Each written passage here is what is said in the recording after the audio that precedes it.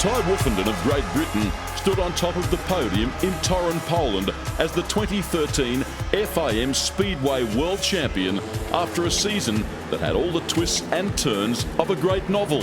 Different winners, crashes and injuries was the story of the series, which included Chris Holder, the defending world champion, being sidelined for half the season after a bad crash. Even Woofenden had his share of injuries, finishing the year with a broken collarbone. But as the start of the season draws upon the new champion, a crash in a meeting in the UK has left him not fully fit to start his title defence. I had a pretty big crash, shot me up in the air and landed on my back, and my bottom 3 vertebrae are pretty locked up. You know, I'm really struggling out the start. You know, when you rev it up and dump your clutch, and that first initial where you drop onto your bike and your bike's going forward, that's I'm just finding that pretty hard at the moment, but we'll figure it out. In 2014, the Grand Prix Series celebrates its 20 years of existence in the current format and starts here in Auckland, New Zealand. The inaugural event in 2012 saw 2-time world champion Greg Hancock start the defence of his crown with a win here alongside triple world champion Nicky Pedersen. Both men know the importance of leaving the Southern Hemisphere with a good result. You need to get off to a good start, otherwise it feels like it's an uphill battle all the time. And for me, you know, the last 2 years have been awesome, and even the year before that, I started off not bad. But if you're playing catch up all the time, you got to work extra hard, and that's okay. However, when you can set the pace, it's also kind of a blessing because you know that you can be better too. I think to actually be fighting for the World Championship, you need to have a good kickoff. And also it pays it off with how well you've done in the winter. So definitely it's one of those meetings, you know, you're pretty tense, you know, you want to do well, you know, and media and press and the other riders, you want to see where you are compared to them. But I'm an experienced rider, you know, I look forward to it, you know, I really enjoy to come down here, so I can't wait for Saturday. After New Zealand, the series returns to its familiar roots throughout Europe. 12 grueling rounds face the riders to find this year's world champion. Yes, thank you for joining us wherever you're watching around the world. Magnificent weather conditions in Auckland, New Zealand for the opening round of this year's World Speedway Grand Prix Series. Temperature here around the 20-degree mark. There's a very slight breeze, and as you can see, a massive crowd has assembled here at the undisputed home of Speedway in New Zealand for the opening tilt of the 2014 championship title. I'm joined by triple world champion Jason Crump. Tremendous occasion here. Absolutely awesome. It looks great. The track's in perfect condition, and I can't wait for the tapes to go up in Heat 1. Yes, and that's only a matter of a couple of minutes away. This stadium was in fact built back in the Great Depression in 1929 and was opened originally to serve the sports of cycling, athletics and soccer, or football, and has a magnificent history.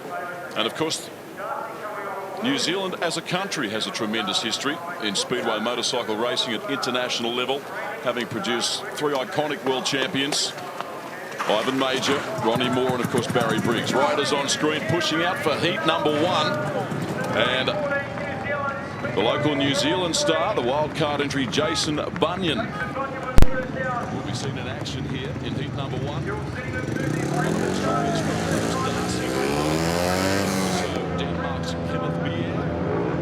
England's Chris also a tremendous field to start the proceedings. Of course, Jason, a new numbering system being used in the Grand Prix in season 2014, something quite different for this sport. Yeah, that's right. The riders have actually been able to choose their boyhood numbers, I guess, and bring that into the professional world of Speedway, which is a change, and it's something that could possibly take a little bit of getting used to, but I think it's a good move by the organisers. Indeed. So Bunyan, for example, has chosen 16, as you can see on the extreme right-hand side of screen. Darcy Ward 43, Bier 91, Harris 37, but will still use the tried and tested formula of helmet colours for the broadcast of these races. Wonderful atmosphere here.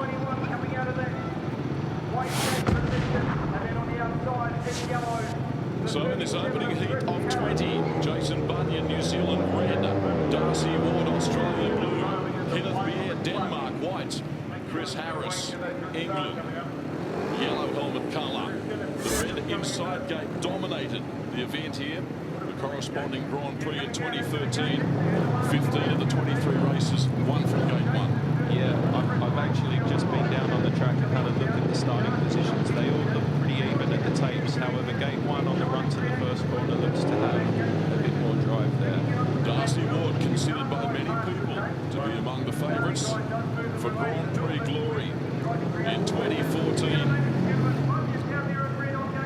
An exceptional talent who can do miraculous things on a 500cc motorcycle. Opening heat on the 2014 World Championship. Jason Bunyan, the Kiwi, is closest to camera. Great shot of the massive crowd on that 6. Here we go, racing Bunyan. We see sweeping to the race lead Kenneth Bier like a shot out of a gun in second spot. Bunyan doing a pretty good job, and Darcy Ward is third, getting in on spot. Darcy picked up that grip on the inside of the corner anyway, and turn 3 to start by Bier from position 3. Bier about 6 bike lengths in front as they race down the back straight and through turns 3 and 4. Bunyan doing an outstanding job, the local New Zealander. Very competitive in this opening. Darcy's working hard, but with the wet shale flying, he's not getting a good run at the moment. And Darcy's a fair way back from the leader. So Bier back in business in 2014. Down the main straight, yellow flag on the side. With this 413-metre Western Springs venue, Darcy Ward has got up on the inside of Bunyan. As you look at Bier, the Australian now up in the second place. The checkered flag unfolds.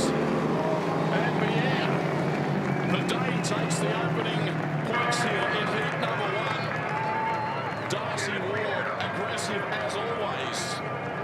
It took him a couple of laps to get wound up there, but he certainly chose his moment there on the last lap to come up the inside of Bunyan. So, outstanding performance by the Dane in the opening heat, letting his intentions be known from the outset. What a great start from wide out. And to recap, 3 points to Bier. Darcy Ward 2 points in second. Bunyan, the local hope, 1 point. And Chris Harris, the Englishman, will be very disappointed with that. He was one of the quickest riders during practice.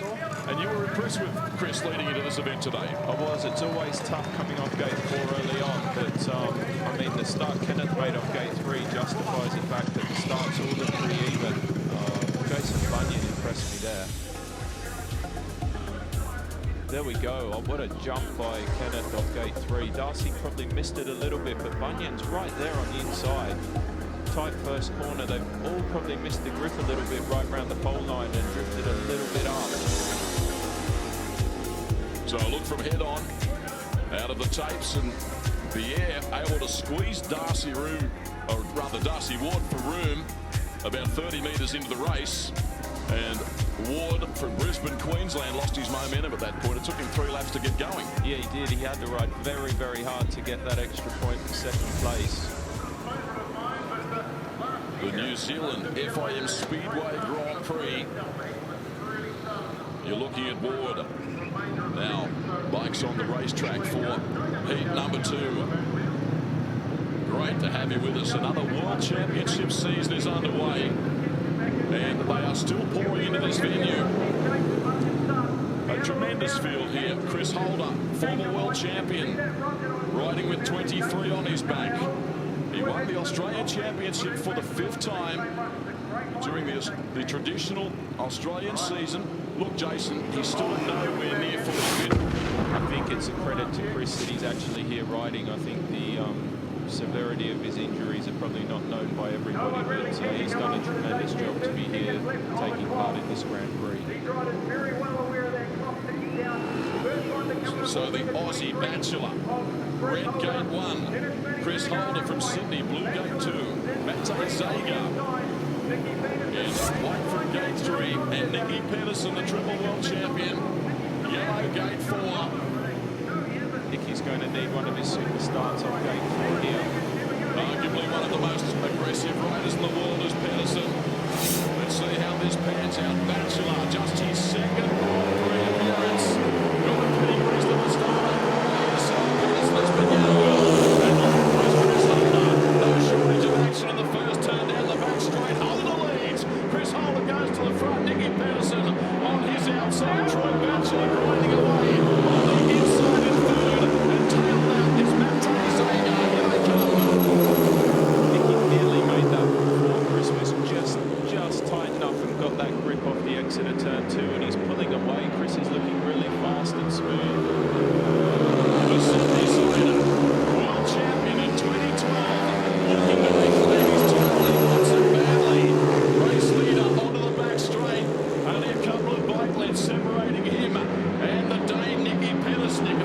Pedersen got a tremendous run down the back straight. He's not given up on this. He's putting some pressure on Chris now. He's going from the outside.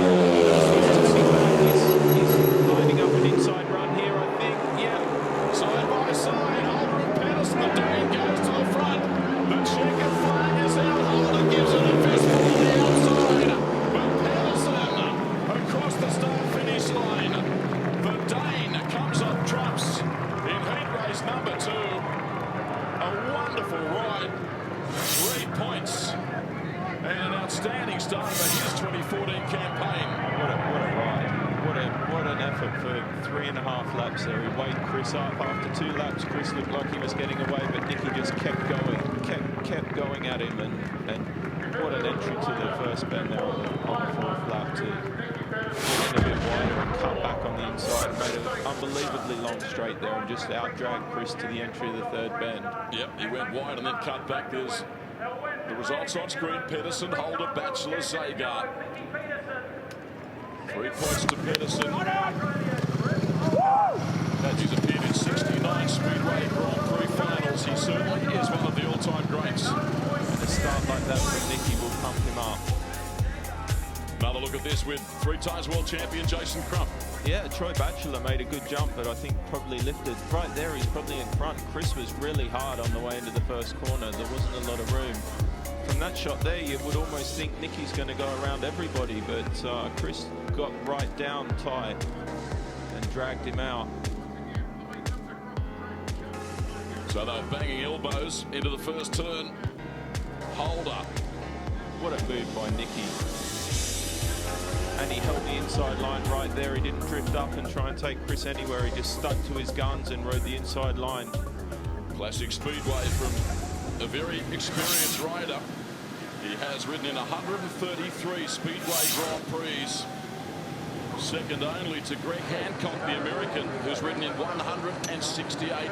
There's Chris. Look, he'll be a little disappointed, but he's come up with 2 points in his opening ride. Not all bad. So we now turn our attention to heat race number 3. And speaking of Greg Hancock, arguably one of the most popular riders at World Championship level. You're looking at him on screen, and we'll line up in heat race number 3. The first 2 heats we've had completely different results from the start. You know, the start in heat 1 was made by Pierre from gate 3, and then in that race that Paul Zagar off gate 3 completely missed it. So I think that shows that we've got a pretty even draw across the line for today. Okay, so from right to left, it's the Dane Niels Christian Iversen in red, the German Martin Smolinski in blue, the American Greg Hancock in white, the Swede Fredrik Lindgren in yellow. He starts from gate 4 in his opening ride. Niels Christian Iversen, one of the really big success stories of the 2013 World Championship. Had a fantastic series. Smolinski, well, it's all new to him. We'll see how he fares. Greg Hancock, incredible record, the only rider to have ridden in every World Grand Prix since the tournament's inauguration in 1995. Takes flying on the inside. Iversen on the outside of the yellow helmet colour. It's a drag race down the back section. Iversen has the lead, and he leads the Swede. Now Lindgren looks for the straight on the inside. They are very, very tightly packed in the late straight. Great start again from Lindgren off form, just not quite able to get the run on Iversen down the back straight. Smolinski's having a good go around the inside here, getting up the inside of Lindgren. And Greg Hancock, Jason Crump is out the back.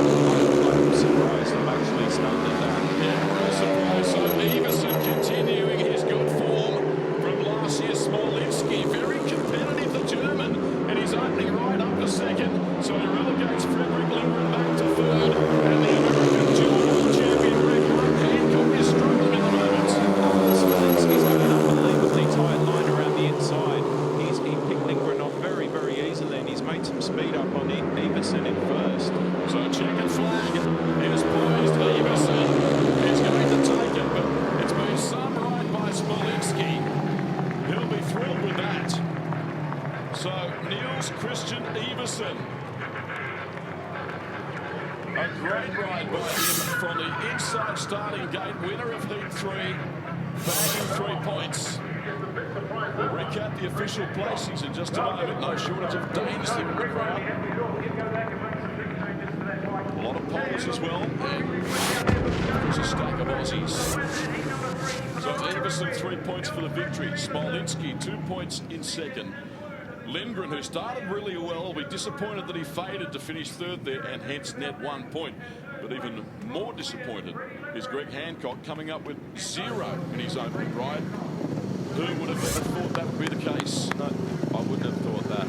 Greg actually made a decent jump, but it looked like he got a fair bit of wheel spin to the corner, so maybe he thought the track was going to be a bit more drivey than it actually was. But Smolinski was impressive in that race. Of course, Everson, the winner of 2 career Grand Prix, has ridden in 6 finals as we have a look at this again. He dragged to the first corner pretty well, but again, from that shot, you would think that Lindgren's going to go around him. Maybe that bodes well for later in the night when the material builds up a bit. Yeah, you can see there Greg's just really kind of spun a little bit and couldn't get where he wanted to be on the first turn. I thought Niels Christian Everson looked very fast there. He looked very fast and smooth. Oh, Smolinski caught a rut right there, right round the inside. Did well to hold on to it, and Lindgren was in close proximity to him at the time. So there's the pit area of the Dane. Pit number 4 will be next. And Martin Smolinski, we look at him in his pit area too. And he'd be thrilled with that. Great opening start by him. Pit number 4, of course, is next on the event. And this heat, including the first round. Andreas Jonsson, the Swede, red.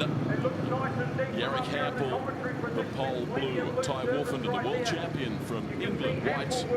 Christoph Vaschazak will line up in the yellow helmet colour, gate 4 from the outside. Second pole in this event.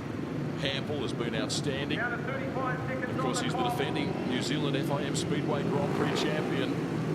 Looked tremendous here in practice yesterday. There was not a quicker rider at Western Springs, Jason. No, there wasn't. Jarek was probably the class of the field in practice, but today's a different day, and he's got to make the start and get out and go use that speed he had yesterday.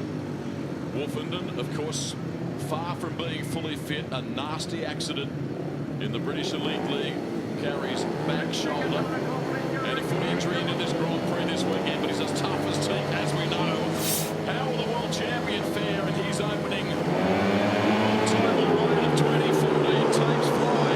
The Swede also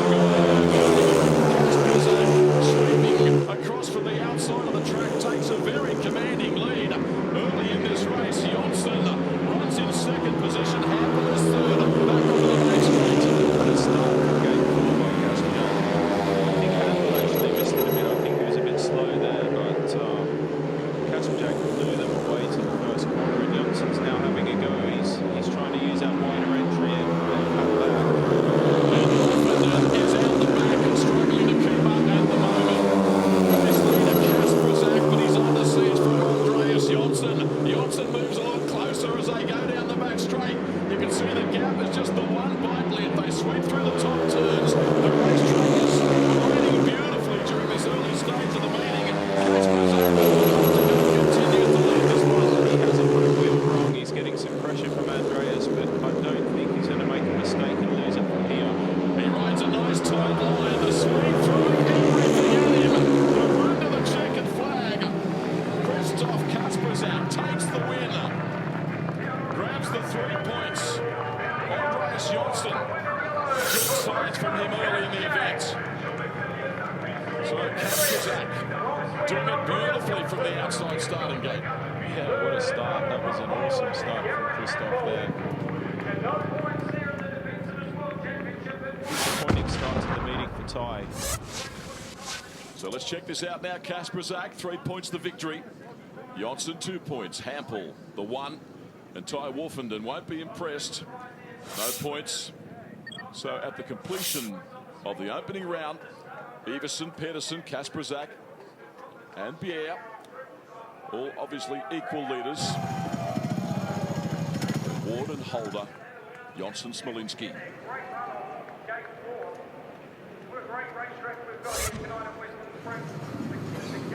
Very happy race winner. He might be struggling a bit with the heat. I said he was happy. He doesn't look that happy after all. He'd be very, very happy with that start, that's for sure. Andreas made a good jump, but he got a bit sideways on the run to the corner. Kasperjak's clear. He had no pressure at all on the way into the corner. What a start. It was sensational. Wolfenden not able to stay on equal terms with him or get on equal terms with him at any point in time. Unbelievable. The way the race went in Heat 1, Pierre made a blinder off Gate 3. I thought it was going to work, but we've seen Hancock and Wolfenden both have disastrous starts from Gate 3. So onto the main straight again. And checkered flag.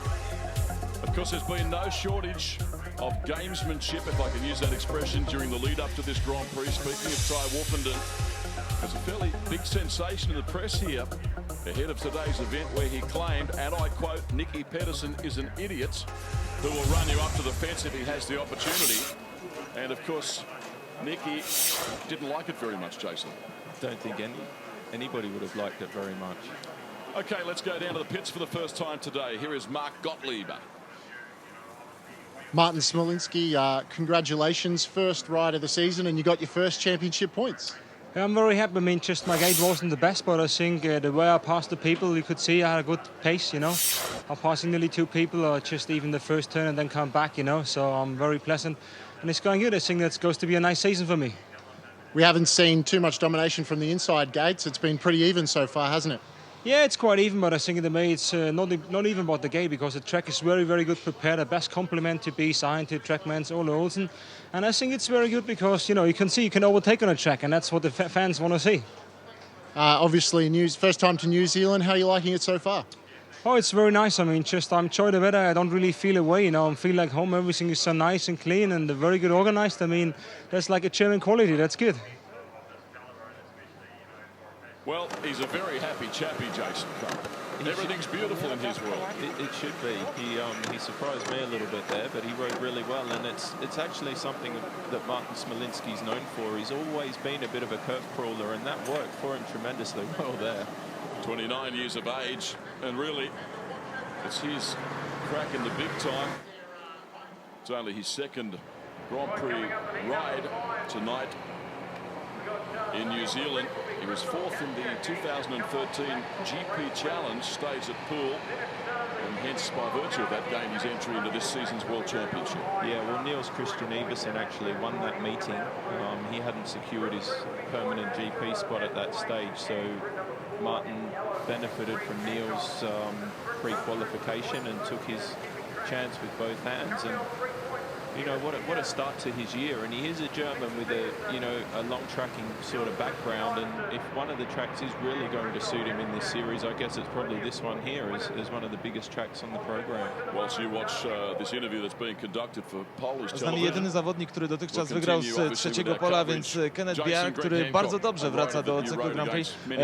Kenneth, you're the only one who won from the white lane, and good comeback so far. Yeah, and hopefully we'll have another one. I got 2 of them. And it's pretty tough from that day, but I had a good one. Unbelievable. Just won a few more a little bit this week. Yeah, you were watching carefully and speaking with your mechanic. You were watching carefully other races, but there is no problem with the mechanical stuff set up for you so far. I hope. Has been absolutely I don't think so. And well, if we are having trouble and we can find more speed, we will be winning. So, but yeah, I'm staying with the same setup, and I'll be looking forward for next one. And watching only for the tape for starts, yellow and red works as well. Thank you very much, Kenneth.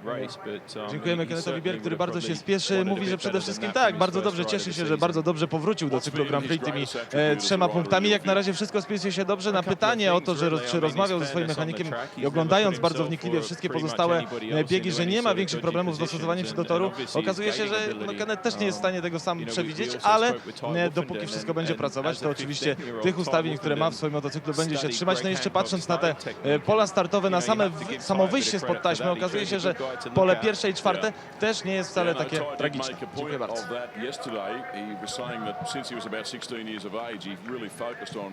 Greg Hancock's gating ability, and he believes he derived great benefit from it. Tremendous crowd here at Western Springs Stadium in Auckland.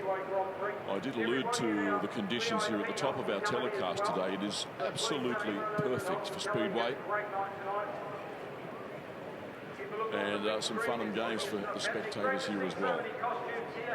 It's a great show.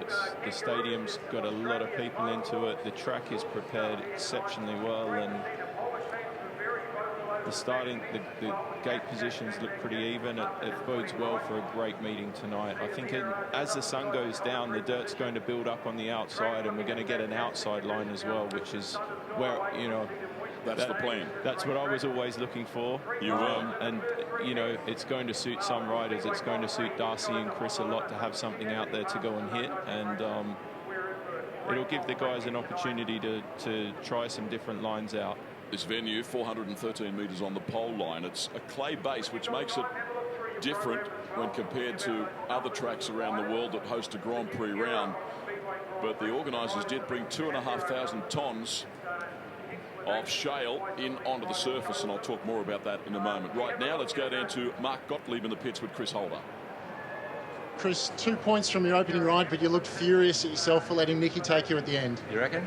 Yeah, I'm not happy about that, but just a little bit, you know, I rushed it probably a little bit in that race. I should have just calmed down, but, you know, I got a bit of pressure, a bit nervous, but made a good start, so that's cool, and yeah, I won't make that mistake again. Last year, inside gate dominated. This year, it's much more even. Yeah, I haven't, to be honest, I didn't look too much after my heat, but yeah, hopefully all the gates are good, and that's fair for everyone then, but yeah, see what we can do the next one.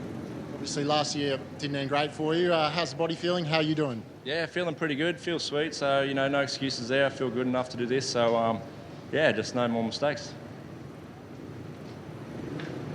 Thank you, Chris, and thank you, Mark, also. So we now prepare for action in the second round of qualifying heats. Closest to camera is Kasper Zak, who scored a maximum of 3 points in his opening ride. It was a great performance from the outset. The winner of heat number 4, Christoph Kasjak. Gate number 2, the New Zealand wildcard. Local New Zealand 7-times national champion Jason Bunyan returns to battle as well. The ride in blue from 2, Bachelor. The Aussie white from 3, the American Greg Hancock, desperate to make amends after a dismal opening ride. You'll line up on the outside wearing the yellow helmet colour. In heat number 5, we know how good he is. He'll sort his head out and the bike, and I'd expect a very different Greg Hancock in this race. Yeah, just looking, I think Greg might have actually made a bike change. Kasper Zak over on the inside. The Bachelor, he won't be unhappy with his opening ride tonight. He was competitive, he was aggressive. We'll derive a bit of confidence out of that. He's very much the new boy on the block. He's been knocking on the door for a number of seasons. It's his chance in 2014. I don't think he's got any shortage of self-belief. So here's the start. Can Hancock make a flyer? The American legend on the outside. Or Kasper Zak closest to camera. And tapes up in heat number 5. Likewise, Troy Bachelor, the Aussie. They go side by side down the back straight. A better start in this one from Greg Hancock. He's running third, and then he just went middle of the line. And Hancock is last again. Incredible.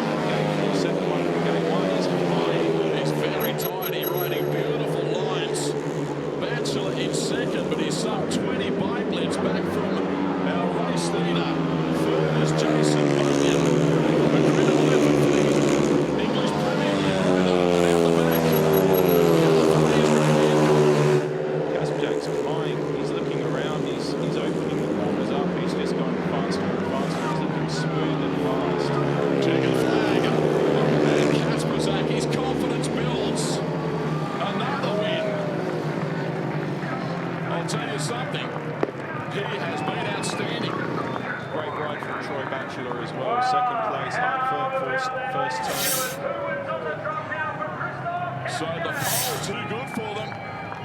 Putting the cleaners through his rivals.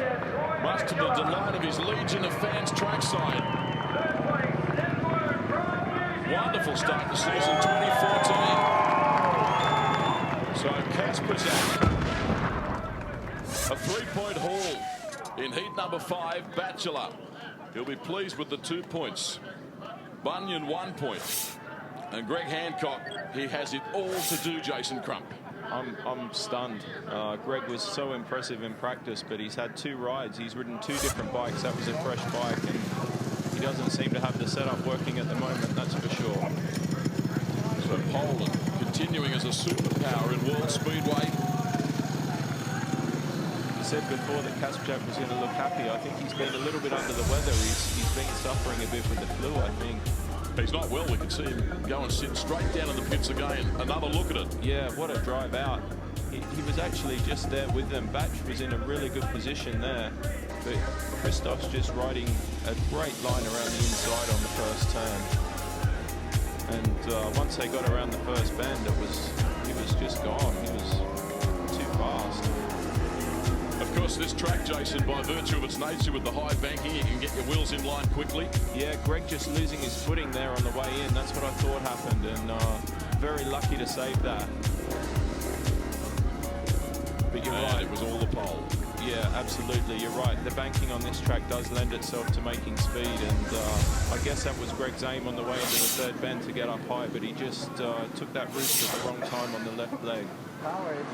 But Christoph unwell, and a shot of Troy Bachelor. The body language says it all. He's fairly impressed with himself, I would have thought. Yeah, he's done himself proud. I mean, he's had 2 rides. He's got points in each, and that's a great way to start the meeting.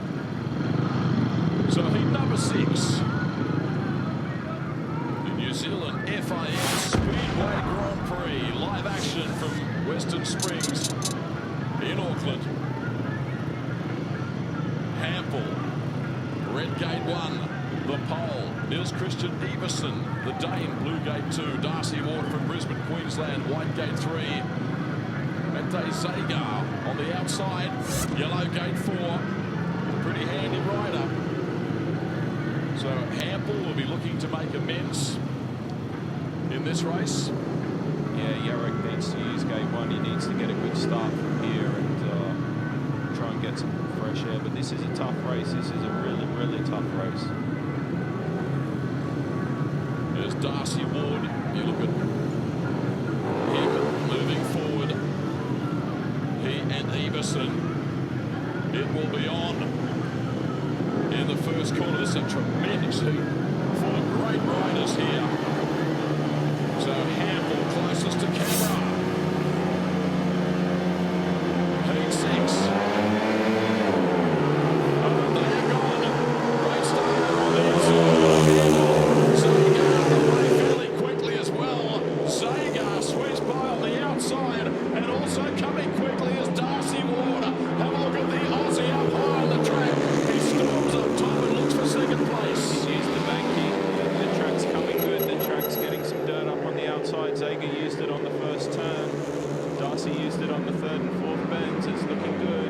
Zagar leads, Darcy Ward second. Jaroslav Hampel running in third position. Darcy's going in deep, he's trying to get it, he's making some speed. Darcy head over the top of the handlebars. He's in pursuit of the race leader that you are looking at, Mate Zagar. On the main straight, yellow flag. 1 lap of the Western Springs venue as they swing through turns 1 and 2. I don't think Darcy Ward is close enough. The leader doing a great job. Absolutely, Zagar's riding a perfect line. All the work was done in the first lap of this race. Zagar made a beautiful exit of the corner. Zagar takes the win. Solid ride, to say the very least.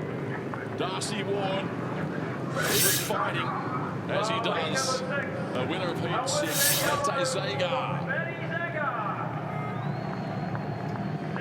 Outstanding performance. So Hampel is having a difficult start to the event, Jason, the defending New Zealand Speedway Grand Prix champion. Zagar, Ward, Hampel, Iverson.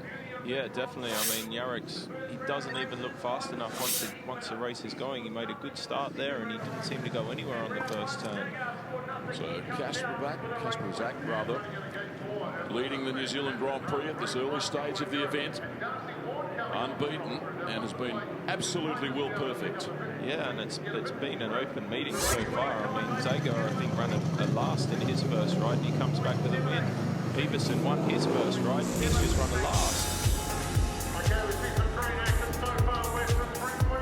Great start by Zager. Gate 4 seems to be doing pretty well. Yarek's there. From that angle, you can see Yarek's got a good run going. Zager's just gone straight for the dirt and the banking. And just the momentum's just carried him high and wide, and he's pulled right past Yarek, and Yarek's one of the fastest around. No doubt about that. Zager building his momentum. Up high on the track, swept to the race lead and was never headed from there. 31 years of age, the Slovenian. He's a 12-time Slovenian Speedway champion. Jason, very quickly, you did a little bit of work with Darcy Ward leading into this event with his gating in Queensland. Yeah, we did some work together, and you know, as with everything, there's no magic secrets or no magic recipe to it. I was just tried to point a few things out to Darcy, but it's going to take him some time to settle in. I think he's a pretty nervous sort of guy before the meeting when I was speaking to him. So a couple of second places. He's ridden hard for his points. And if he can get some gates together, he'll be as fast as anybody. So, heat number 7. Smolinski impressive in his opening ride, the German. Red gate 1. The Swede Andreas Jonsson, blue gate 2. The Aussie Chris Holder. White gate 3. The Dane Kenneth Bier. Yellow gate 4. So Holder rather off to a solid start in the event. With a second placing, we'll be looking to go one better here. The 2012 world champion. Certainly had a good opening ride. Look here, Smolinski. I'll call him the smiling assassin. Happy-go-lucky disposition. Underway in heat number 7. Smolinski got away pretty well again. As we watch them sort themselves out on the first turn, Holder got a tremendous run off turn number 2.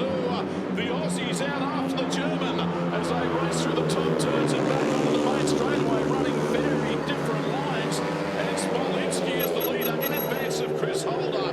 Third is Kenneth Bier, and Bier starting to give Holder some hurry up now. That inside line is working so well for Smolinski. He hasn't changed it. He saw from the start. He went straight to the inside for the first full lap. He just rode the inside line. Chris tried to get up there on the exit of turn 2, and he couldn't get it. And Smolinski pulled lengths on him on the pit bend. The German clear-cut leader.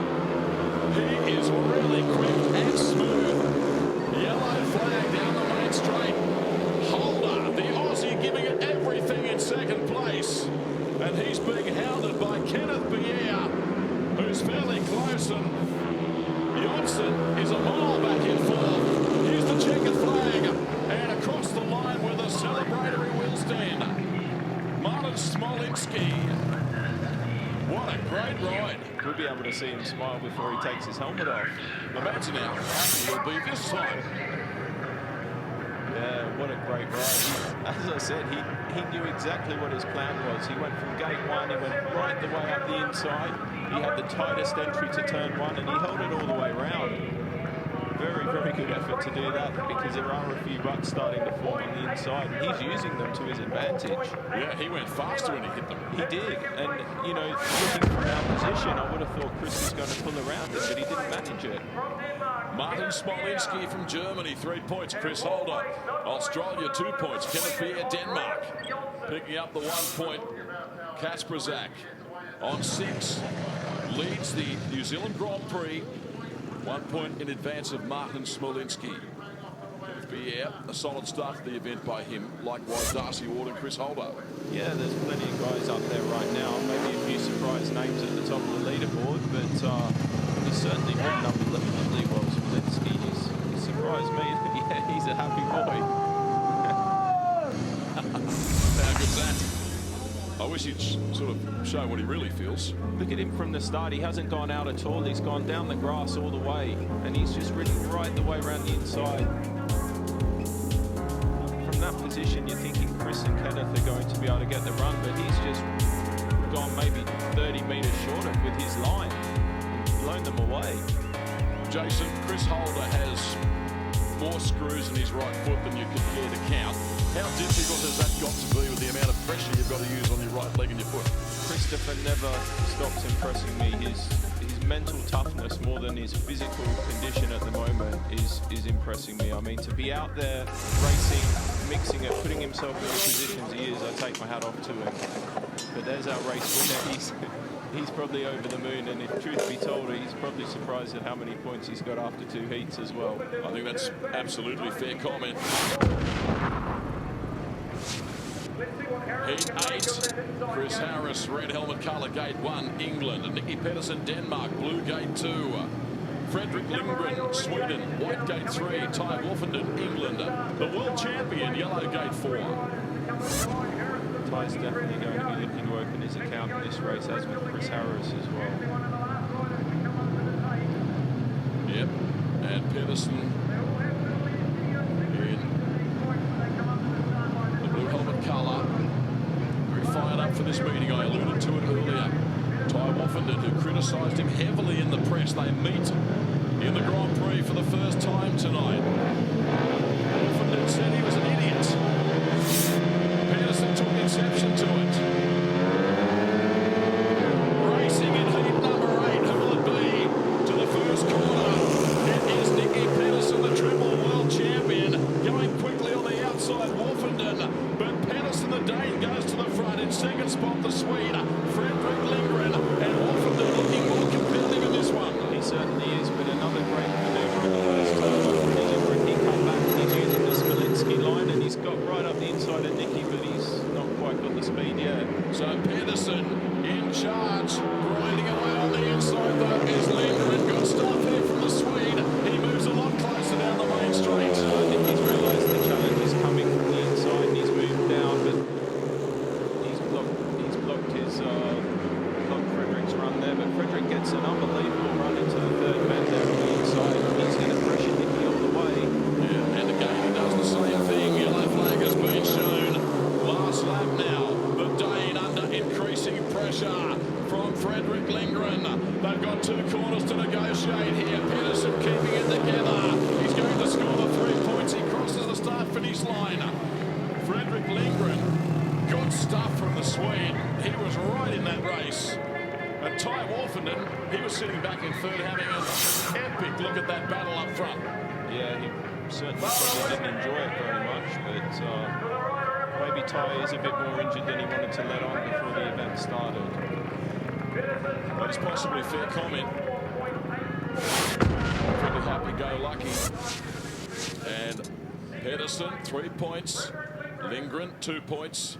Wolfenden, 1 point in third. Chris Harris really struggling at this early stage of the event. So Pedersen and Kasperzak equal on 6 in advance of Smolinski on 5. Then Pierre, Ward, Holder and Niels Christian Iversen. Pedersen, the only unbeaten rider so far in the first 2 rounds of the Speedway Grand Prix. The 3-time world champion has got the guns blazing here tonight in Auckland. Enjoyable Grand Prix so far. Pedersen very much in the veteran category, getting the job done. Yeah, Nicky using his strength there. The start was just a typical Nicky Pedersen start. I almost thought he'd gone too wide once Lindgren cut back to the inside, but he found some grip when he needed it and managed to pull away down the back straight. But Freddie stuck with him for the whole race, and I would think that although Nicky's won that race, he probably didn't feel as fast as he would have liked, and I would think that there's probably going to be some adjustments to the machine there.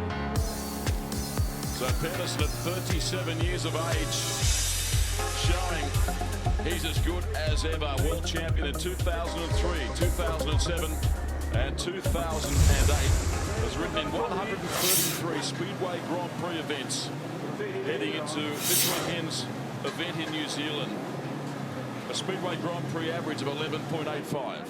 Yeah, I mean, Nicky's been world champion 3 times. You'd never underestimate him, and you know, something that the riders he's racing against will be looking at is to see how good Nicky's starts are coming. Okay, let's head downstairs to Mark Gottlieb in the pits. He's with Greg Hancock.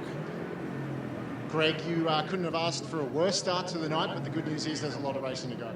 Yeah, that's right. I mean, 2 starts that by far haven't gone to plan whatsoever. So, you know, we're working hard to make the right moves and get myself back out there in front. It looks like it's almost impossible to pick who's going to get the start out of those gates. Yeah, that's right. I mean, it's cool though because starts are being made out of gate positions that you thought they wouldn't make it to. So it's all down to the rider. Obviously, the results aren't going your way, but the event itself, it's been great. Yeah, that's right. You know, I'm looking after myself right now, and I just want to get back and winning ways, and then the event will be great. Yeah, that's absolutely a fair comment if you were Greg Hancock. 169th Speedway Grand Prix event here tonight. Has amassed 2,082 career points. Has ridden in 947 heats. Has won 332 of them, Jason, which is about 35% success rate in heats. That's extraordinary. It is, it sure is. Trudno się nie uśmiechać, patrząc na tego chłopaka blondyn, Krzysztof Kasprza. Krzyku, powiem ci szczerze, jak ty po antybiotyku tak jeździsz, to ja się boję pomyśleć, co będzie, jak będziesz w pełni formie. Może zawsze muszę brać antybiotyk. Nie no, już bez przesady, ale dzisiaj bez żadnych problemów i jak widać brak tego czwartkowego treningu, o którym tyle wspominaliśmy, w ogóle jest niewidoczny. No tak.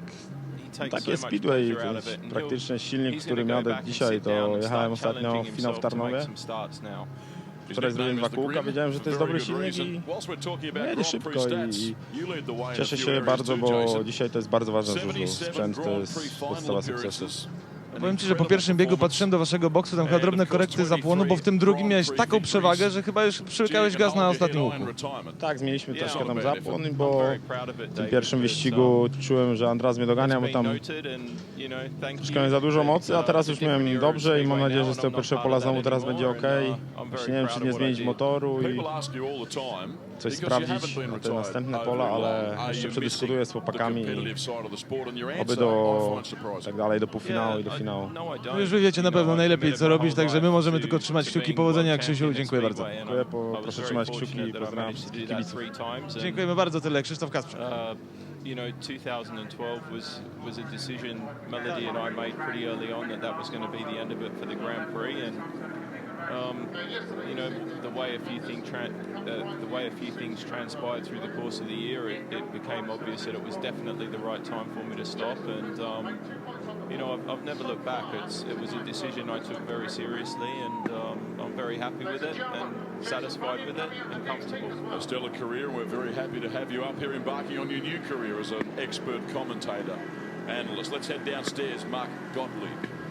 Krzysztof Kasprza, great start to the race, 2 races, 2 wins. Yeah, everything is working good, and I'm happy I win the race from gate 4 because it's really hard to win from this gate because it's a long way. And I have gate 1, really good start, and bike's working good. I feel now so good because I have flu. Last 3 days I spent in the bed, but now I looking good for rest of the meeting. Obviously, great start. Are you not feeling well? You don't look particularly happy. I have 39.7 yesterday temperature, and doctor helped me. And today I feel better, but still, when I'm race for laps, I cannot breathe. But I concentrate for the start. It's very important today on this long track, and I do the best for make the semi and final. Thank you.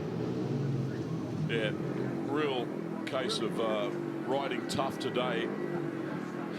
He'll be hoping he gets the flu before every Grand Prix if it's going to give him some form like that. Track's riding well, Jason. Track looks awesome. You know, before the meeting started, I was thinking that Gate 1 was going to be a bit of an advantage, but I did say that Gate 4 up the top was, you know, there was a bit of drive there. So it's absolutely credit to Ollie and the track guys that they've managed to make it so that riders are able to get to the first corner and dominate the first turn from every starting position. It's pretty hard to do that when you're making a track. This is, of course, one of the world's longest-running dirt track speedways. Motorcycle racing first held at the Western Springs Stadium in December of 1935.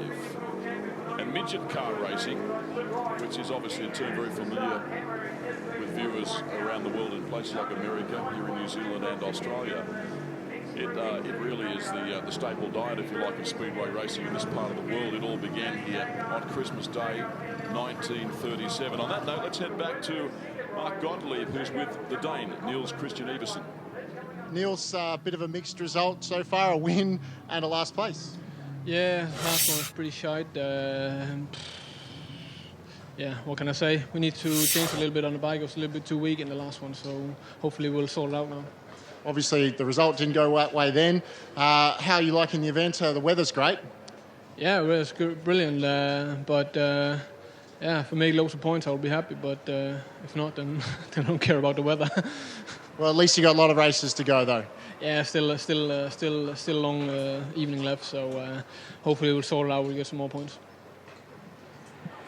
Well done, Niels Christian Eversen. Your thoughts on him, Jason? A real late bloomer, can I use that expression? He had a wonderful campaign in 2013. He's very clearly one of the big boys now. Yeah, definitely. He came from a couple of years away from the Grand Prix and a couple of years where he established himself as a #1 rider in the British League and the Polish League and the Swedish League. I think he won the Danish Championship and took that away from Nicky Pedersen, and certainly lifted himself in the Grand Prix as well, and he finally got his breakthrough win. And I think from that point on, he seemed to grow in stature and grow in confidence. And I'm not going to be surprised if he's one of the guys that's pushing for a top 3 spot again this year. 1-2 GPs last year, Terenzano and Stockholm, and tonight represents his 39th Grand Prix start, and 31 years of age. And there's no doubt very professional, presents himself superbly, great ambassador for the sport, highly articulate. Yeah, typical Danish speedway rider, they talk very well over there. Erik Gundersen, the former 3-time world champion from Denmark, is really involved with the young guys over there through the Danish Federation, the DMU, and Erik and Hans Nielsen at that time were the leading riders in Speedway, and they've taken the professionalism and embedded that into all young Danish Speedway riders. And when you see guys like Niels and Kenneth Mier and a few others, it's really great to see. Well, the smiling assassin Martin Smolinski, he'll be back into the action in heat number 9. And it's going to be interesting to see what he does, because he's had the inside gates and he's been able to get down to that line he wants to use, which is a curb crawling maneuver. He's got the outside here, so it's going to be interesting to see what he does from position 4, whether his plan is to make the start and get down there, or whether he could cut back and come through on the inside from behind. Ty Wolfenden will also line up from gate 2 in heat number 9, and at a press conference yesterday morning, Ty declaring his goal in Speedway is to eclipse the great Tony Rickardson and his 6 world titles. That is some statement, but nothing wrong with aiming for the stars. No, absolutely not. You've got to have your ambitions and desires. Quite bold to come out and say it nonetheless, but he certainly let us all know where he stood and where he thought his future was. You had the opportunity yesterday morning to do something different and sit down with 4 world champions, all mucked up for television. It'll be shown around the world at a later date. And you interviewed Greg Hancock and Ty Wolfenden and Chris Holder and Nicky Pedersen. It was one of the most extraordinary things I've ever seen, the insight that you all provided. But that's a story for another time. So heat number 9 here at Western Springs Stadium. Ty Wolfenden's just made a practice start, and I'm going to say that he's changed bikes because he's got the mechanics out making some last-minute adjustments, and that bike looks pretty clean to me. Yeah, good point. So at this stage of the meeting, they'll be playing with wheelbase. They're just trying to find the track at the moment, I think. The guys that are winning races, it's always easy when you're winning. When you're not winning races, you're chasing. And Ty's made a bold move here to change bikes pretty quickly in the meeting. Matej Zagar returns for action here. He's on 3 points, a good start to the event.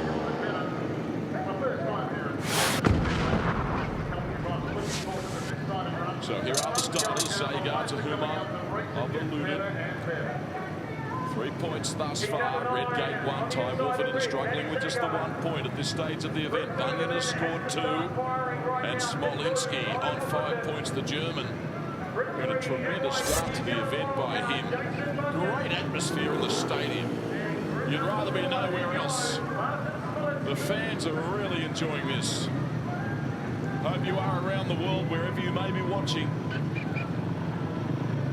Ty Wolfenden, tough as teak, coming into this event, nursing several injuries, but still happy, still smiling, riding his skateboard around the pits earlier today.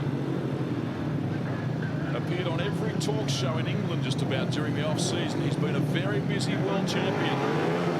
So Zagar, extreme right-hand side of screen. Wolfenden in the blue helmet, Bunny in the Kiwi in white, and Smolinski on the outside. Can he do it again? The German. The tape's flying on a bad start. Zagar. Wolfenden much better this time. The world champion goes to the front, but Smolinski, the German, on the outside. He's having some meeting. He's changed his lineup. He's working inside and outside, but here comes Ty. Ty's not going to take this line down. He's going to chase him here. Smolinski now under siege from the champ. Wolfenden on the inside. Zagar not far away either in the red helmet colour. In fact, Zagar now challenges Ty Wolfenden. A cracking heat here in heat number 9, the German. And he leads by a couple of bike lids. They're testing different racing lines all over the circuit. Down the back straight they charge. Wolfenden's come back up the inside of Zagar. Smolinski's out in front. I mean, he's changed his lineup. He's gone from curve crawling to out the on the outside on the first lap, and he's pulling away. He's moved out again now. His bike is working, and he's riding it exceptionally well. Smolinski the leader. Wolfenden in second, the world champion. The checkered flag prepares to unfold. Zagar in third. Across the line, if I wasn't here, I wouldn't believe it. Smolinski firing a warning shot to his rivals in 2014. He's on fire, David. He's doing everything. He made a great start there, and as with the other races, he went straight for the inside. That time he's gone straight for the dirt, and he's pulled around everybody. Martin Smolinski emerging as a star in his own right in Auckland, New Zealand. 3 points to him. He moves on to 8 for the meeting so far. Wolfenden, a big improvement there, 2 points. So, as you look at the points, after Heat 9, commencement of the third round of qualifying heat, Smolinski, Pedersen, Kasperzak, Zagar, and then 3 riders equal on 4 points. Absolutely amazing stuff from the German. It is. It's like you said, it's a surprise, and we're going to hear it again. We're going to see his joy here. But he's fast. He's really, really fast today, and he's doing it right. He's doing everything right. He's off gate 4 there. He didn't really try and come down to the inside. He's used a wider line. He's gone pretty much straight off gate 4 and gone into the first turn deep. In that position, you're thinking he's in a bit of trouble. Zagar picked up, and he's had to overcorrect that. But look at Smolinski, right foot off the peg, sitting back on the seat. He's got full traction. You wouldn't have thought he was going to go around Ty from the way it's worked in previous heats. Jason, in the corresponding Grand Prix last season, as you look at the head-on replay, the yellow starting gate only won 2 races of 23. Red dominating with 15. Very different scenario in season 2014. Absolutely, and again, we have to go to Ollie Olsen and his trackmen. They've done a tremendous job with the starting positions, and it's all looking pretty even. At the end of the day, right now, the fast guys are winning the races. No question. The world champ, Ty Wolfenden, you saw, walking through the pits. And next race is, of course, heat number 10. And Frederick Lindgren, a stunning ride in his previous race when he took it right up to the leader. 3 points thus far, red helmet colour, gate 1. Troy Batchelor also 3 points, the Aussie. Blue gate 2, Andreas Jonsson 2 points in white from 3, the Swede. And Darcy Ward, who'll be looking forward to this yellow helmet colour start. Gate 4 on the outside, and Darcy has 4 points. Yeah, he's got to do something similar to what Smolinski just did there. I'm hoping he watched that. Yeah, let's watch that with interest here. Another cracking heat. World Championship Speedway. Lindgren, closest to camera. Batchelor, Jonsson and Ward. Will the Queenslander get the job done? inside of the yellow helmet colour. Pretty tidy start by Lindgren. Darcy away and down and into the air fence. The Aussie, dusted, busted and disgusted. On the first turn. He appears to be okay. Perhaps winded and very disappointed. Yeah, he was going for the outside, that's for sure. Possibly what he didn't anticipate was that Batchelor from gate 2 was also going to try and get there. Receiving a rousing reception. He's made a good start there from gate 4, Darcy. He's got it in front of Andreas off 3, but he's just lifting a bit much. He's trying to come across and get his run. And Batch has just decided he's going to go for the run because Lindgren's moved out pretty wide as well. What will the referee do? He's got no choice. It's all 4 back. That's just classic first bend bunching. Just gets too tight. Something's got to give. Referee for the opening Grand Prix of the season, as you look at Darcy sliding into the air fence, is of course Jim Lawrence from Great Britain. Yeah, Jim's a very good referee. Darcy hit that air fence pretty hard there. The air fence, the greatest single innovation in Speedway? Oh, one of, absolutely. Yeah, that's just a tight turn. Frederick's gone from gate 1. He's obviously in the lead and he's moved up. He wanted to be on the dirt.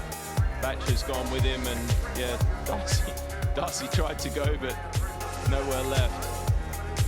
And all 4 back in is the ruling from the referee. That is now official word from the tower. There's Darcy. Darcy's down on the track with Tony Briggs. Tony's the son of 4 times world champion Barry, a local boy from New Zealand. Yes, I mentioned earlier in our coverage, New Zealand, such a dominant nation in World Speedway during the 60s and 70s. Yeah, even earlier than that, I think, David. I think Ronnie Moore and Barry himself were world champion maybe in the late 50s, and obviously Ivan himself went on to dominate the sport. I don't think there'll be too many problems with Darcy's bike there. The mechanics just starting it up and trying to clear the dirt and stones out of the chains and everything, and hopefully from that small slide off it won't be damaged or bent at all. But Darcy, a rousing reception.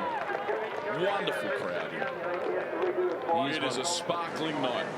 He is one of the most popular riders on the circuit, and you know, his racing has endeared him to the fans, I guess. He's never say die attitude. Yeah, people just love to see the way that he rides. And this is what I like to see. Chris Holder's mechanics there are helping Darcy's boys out to make sure that everything's done in time. Darcy's not even been back to the pits. He's having a go at gate 4. He's trying to make his spot. Got a lot of confidence in his team.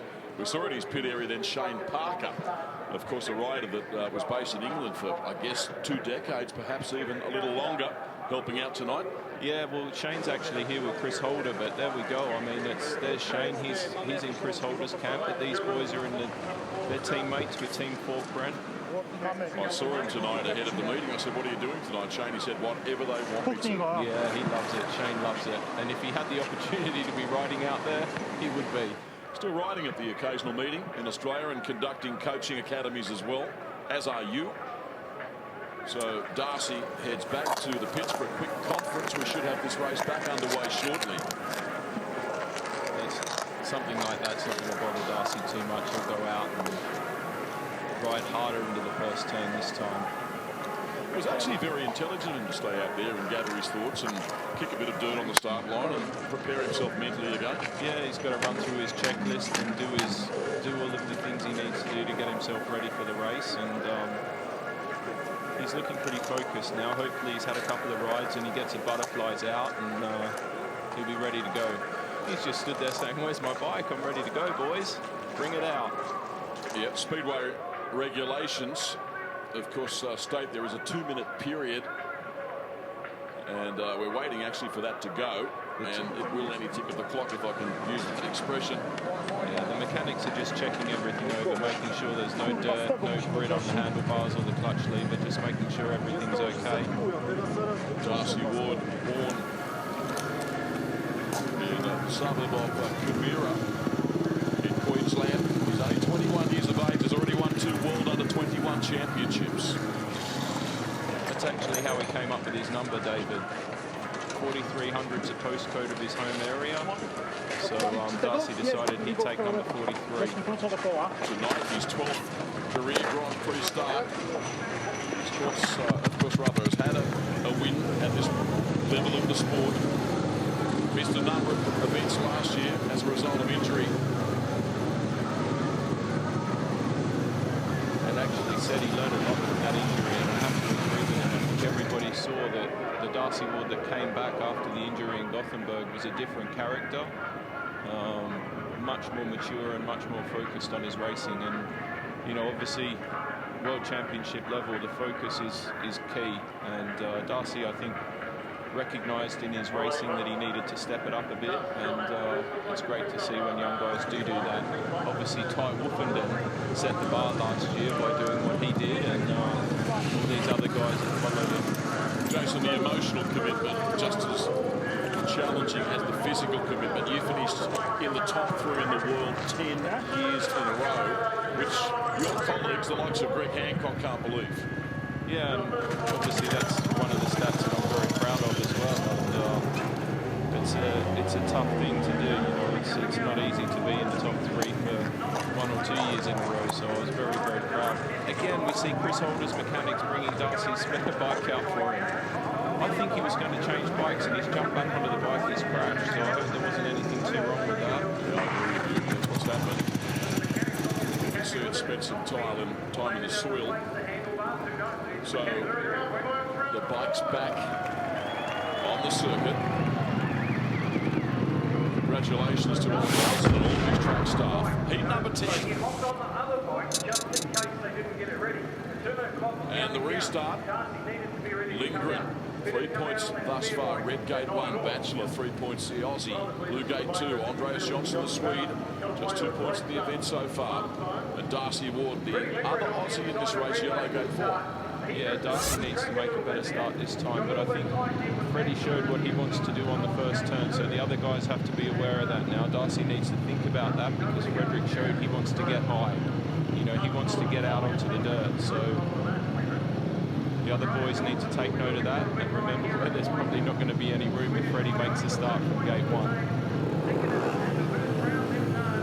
Lindgren has been plodding away his Grand Prix World Championship Series for a number of seasons now. Has been successful at this level. You look at him closest to camera. Batchelor. His dream shot in the big time. Blue helmet car, gate 2, can dust himself off and produce some speedway magic here. Johnson out of gate 3, tapes in the air, Lindgren away well on the inside. Darcy not too shabby from, oh no, not again! This time he's face first into the air fence. That'll be all 4 back in again as long as he's okay. That was just first corner bunching. He's gone in hard there. He's gone in legs first. That's a bigger hit than the first time for sure. Hopefully he's going to get up now. He lays on the track, undoubtedly winded. He looks all right. This is extraordinary. Yeah, but to take 2 falls in the space of 4 or 5 minutes, it's tough. Freddie's done it again. He's made a good start. Darcy's there with him. Darcy's got across Batchelor there, but Freddie's gone up. That's what we knew he was going to do. I think Darcy could be in a bit of trouble here because there was only the slightest tap there. It looked like he almost overslid by himself. Spectacular off for the Australian. Batchelor competitive out of the gate. Then he shut off. He was the meat in the sandwich, if you like. Yeah, there wasn't a lot of room left there for Batch, and you knew it was better to get off the throttle.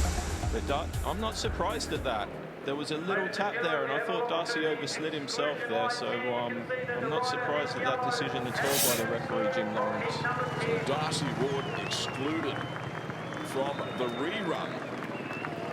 And that is a devastating blow for his New Zealand Speedway Grand Prix aspirations. It is. He needs to sit down now for sure and have a couple of deep breaths and think about what he's doing. But It was tight. It was a tight turn, but the incident there, we knew where Freddie was going to go. He showed us the first time, and he's kept going up. There's a slight tap, but nothing major, just there. And then Darcy did overslide.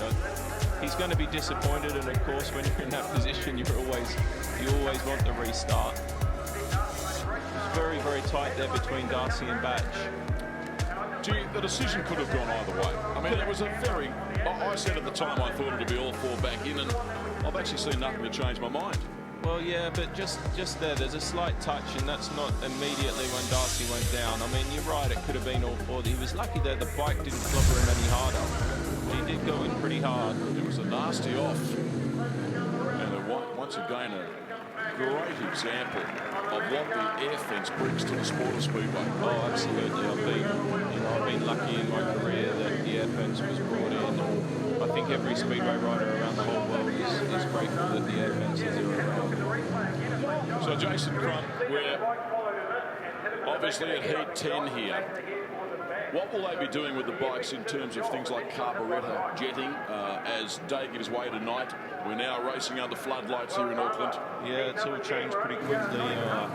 Most of the guys will have they'll have their weather stations down there, and they'll be taking readings of what's going on, and they'll be adjusting carburation and so forth as required by the readings they're getting from their machines.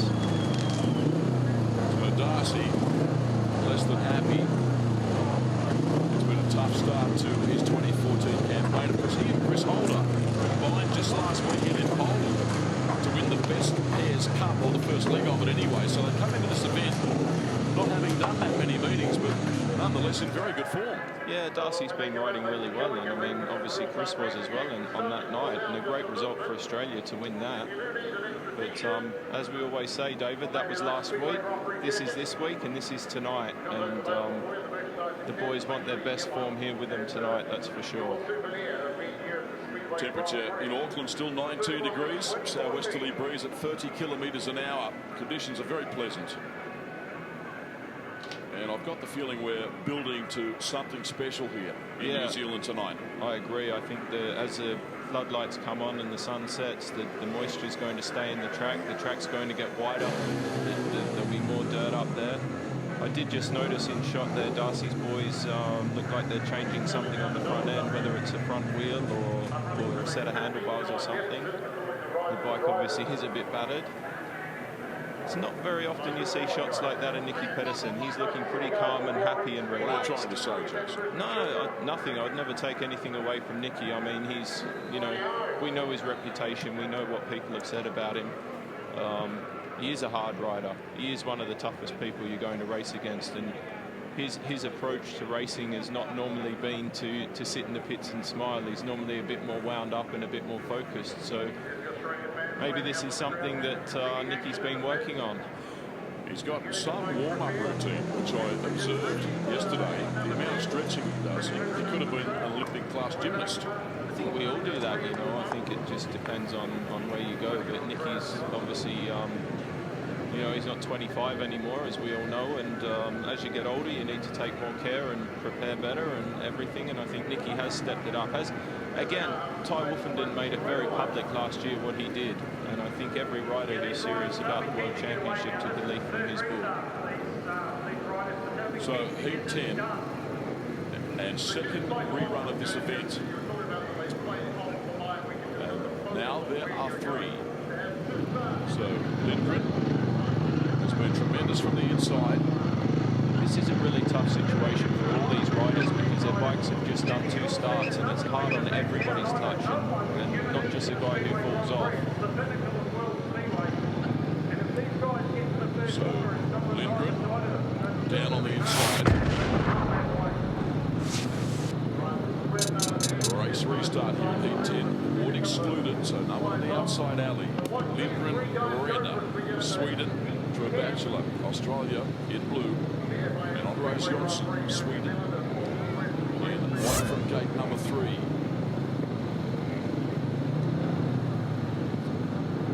It'll still be a fascinating battle over 4 laps. Batchelor, on the 2 previous occasions, has started okay. A win here would do his confidence the world of good. Yeah, it'd be great to see that. At this level.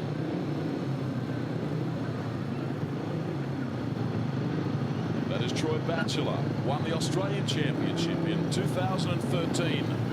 And Chris Holder grabbed it back again during the early stages of this year. Will it be? Can we get this 4-lap race completed? Underway, Lindgren again smartly away at Batchelor likewise as a chance through 1 and 2. Lindgren had a moment. We can also see Andreas Jonsson comes up on the inside. The Swede goes Wooshka. He almost gave his compatriot pneumonia with the breezy wind by him that quickly. What a first turn. Andreas cut straight back and used the Smolinski line, but Lindgren was on that and he caught that rut. He just caught it wrong and went right past the corner, but Batch and Lindgren are racing at it now. So Andreas Jonsson, the leader. Then Lindgren, Batchelor having a big go on the inside. He looms closer to Freddie. They swing the turns 1 and 2, and Batchelor is down. We stay with it. He's trying to get back to his bike. He's injured his leg, and we have red lights on at Western Springs Stadium. There was some battle developing in the meantime between the Swedes, but Batchelor is in a world of hurt, Jason Crump. He sure is. He was having a decent go up the inside, but he's just caught that rut. And he did the smart thing there and got the bike down because he didn't want to run into the back of Lindgren. Here we go. You can see him. He's on the inside. He's got a good run going. He's hit it there. And he lost his right foot off the footrest as well. So that's almost immediate loss of control in that position. You can see his left leg, the way he landed and subsequently slid. It was not nice to look at. I can't control that. I'm not even going to be surprised if hitting that rut there kicked one of his chains off. That's a big rut to hit just there, and he did a great job to get the bike down without running into the back of Freddie Lindgren, which would have been much, much worse. As we saw, he tried to get up. I think he's taken a blow where no man wants to take one. Very eloquently put, Jason Crump. Unfortunately for Troy, he's definitely going to be excluded from that restart. And in return to the pits with a squeaky voice. And again, we've got another restart. This is a 4th restart, a 3rd or 4th restart. This. We began with 4, and now there are 2, and they're both from Sweden. Batchelor excluded this time. Yeah, that was a pretty easy decision for Jim to make there. He has taken a hard hit there, Troy, unfortunately for him. He was having a great go up the inside, and that rut there, it's almost impossible to see from where we're situated, but it's caught him out big time. It's just one of those things in Speedway. It is, and as we said earlier in the night, Martin Smolinski was using that to his advantage. I can only say Troy mustn't have been expecting that, or he mustn't have been expecting the kick he's got. But nonetheless, it's thrown him off.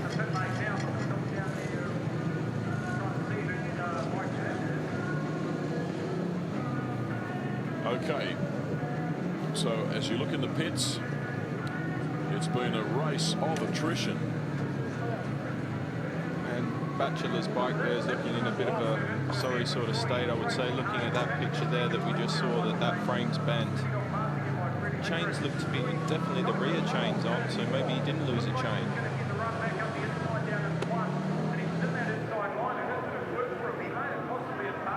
Crowd intrigued by what they're seeing here at the moment. This is one of the best race meetings we've had for ages. The track is just open to every sort of line. The inside's working for some guys, the outside's working for others. You can't pick who's going to make the start from any position. I think we came here all expecting Gate 1 to be more than likely dominant again, and it's not been the case, and that's great. It is. It's fantastic. And, you know, as a rider, when you've got to go out of every gate, some more than once, you always want the starts to be pretty even, and tonight they are. Can I ask a question, Jason? As a former world champion and top rider, how hard is it coming into the opening round of the World Championship so early in the season to get yourself up mentally? Because there's a couple of guys in this field that have ridden in one event coming into this tonight. I don't think any rider would have a problem to get themselves up to this. I mean, we're talking about the World Championship here. You know, all of these riders, with the exception of Troy Batchelor, who got a late call-up into the series due to Emil Cycladinos injuries and not being able to compete, has had since, you know, basically October 2013 to be prepared. And, you know, you can't tell me that somebody like Nicky Pedersen wasn't making plans in November for this event in April. According to our stats, there are 2 riders coming into this New Zealand Grand Prix that have only ridden in one meeting prior. Guess who one of them is? Martin Smolinski. Unbelievable. Yeah. He obviously goes well fresh. Yeah, but, you know, you can see he's come here with an open mind, and Martin's, you know, I have to be honest and say I've never seen him ride so well before. So that's a credit to him and his team. Mechanically, he's very, very well set up, and you know, that's a great thing. There's Troy walking back to the pits. He's looking a bit sore, that's for sure, but he's an Aussie, so he's pretty tough, and he'll be back out again. Another look at that. Batchelor in the blue helmet colour on the inside. Kick. He just got that kick all wrong. His right foot came off. Whether that was a reason, you know, for the crash or not, I'm not sure, but certainly was a big kick. You are right about the blow he took to, but again, a very sensitive region. Again, he wasn't far from Lindgren. You know, in that crash, his bike was not far from Freddie. And brings tears to your eyes. You can see Troy. I have to congratulate him on that. As a former rider, you always look for your fellow competitors to get off the track if the race was underway. Bizarre circumstances here with just 2 riders. We're down to 2. Yeah, and yet another restart of heat number 10. And so there were 2 Swedes who have scored a combined 5 points in the Grand Prix so far. So Fast Freddy will start closest to the curb on the inside of the track. Jonsson, just a rider that is an enigma in some regards. So respected by so many in the sport. He was second in the world a couple of seasons ago, and so much expected from him. He hasn't delivered. No, it's been a bit of a surprise, but I would never ever underestimate Andreas in a race. I mean, you can say the same for every rider in this field. They're all there on merit. There's no weak links here. So, which one of the Swedes will reign supreme in heat number 10? I think they've both taken it in turns to lead off the first turn. Exactly. A look in the pits quickly, sees Troy Batchelor. He's okay. Winded, a little sore. Got the blood flowing again. So, Frederick Lindgren, closest to camera. Who will it be? Taves fly. Lindgren got the front wheel up off the ground. Was able to clean it. Now Jonsson goes for the cutback as they exit turn number 2. They are side by side in heat number 10. Lindgren, he gritted his teeth. He grabbed a handful of throttle and said, "Catch me if you can." He certainly made his intentions clear a couple of times there that he wanted the outside line on the first turn. Just managing to outdrag Andreas down the back straight. They're separated by 5 bike lengths. The Swedes getting it on at Western Spring Speedway down the main straight again. And Lindgren, he's looked pretty smart here tonight. Under blazing floodlights in Auckland. And he's careering away with this one. He's got a really smooth line working. He's tight on 1 and 2. And then he's letting the bike run a bit more on 3 and 4. He's trying a bit wider line there now. And the distance he's got, that's a smart move to see what he can get out of his bike up high. They used very different lines when they went through turns 1 and 2. Here's the checkered flag. In heat number 10, we finally got there. The race has finally been run. And the spectators are happy about that. Frederick Lindgren, a former Down Under visitor, contested the Australian Championship in 2007. And as you look at our victory in heat 10, there are 2 track staff down on turn 1 with a shovel. doing a spot of gardening. You don't see that often in between heats. Lindgren 3 points, Johnson 2 points.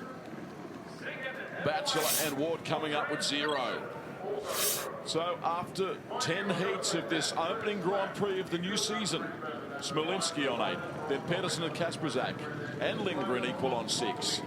And 5 riders on 4 points. One of them is Andreas Johnson.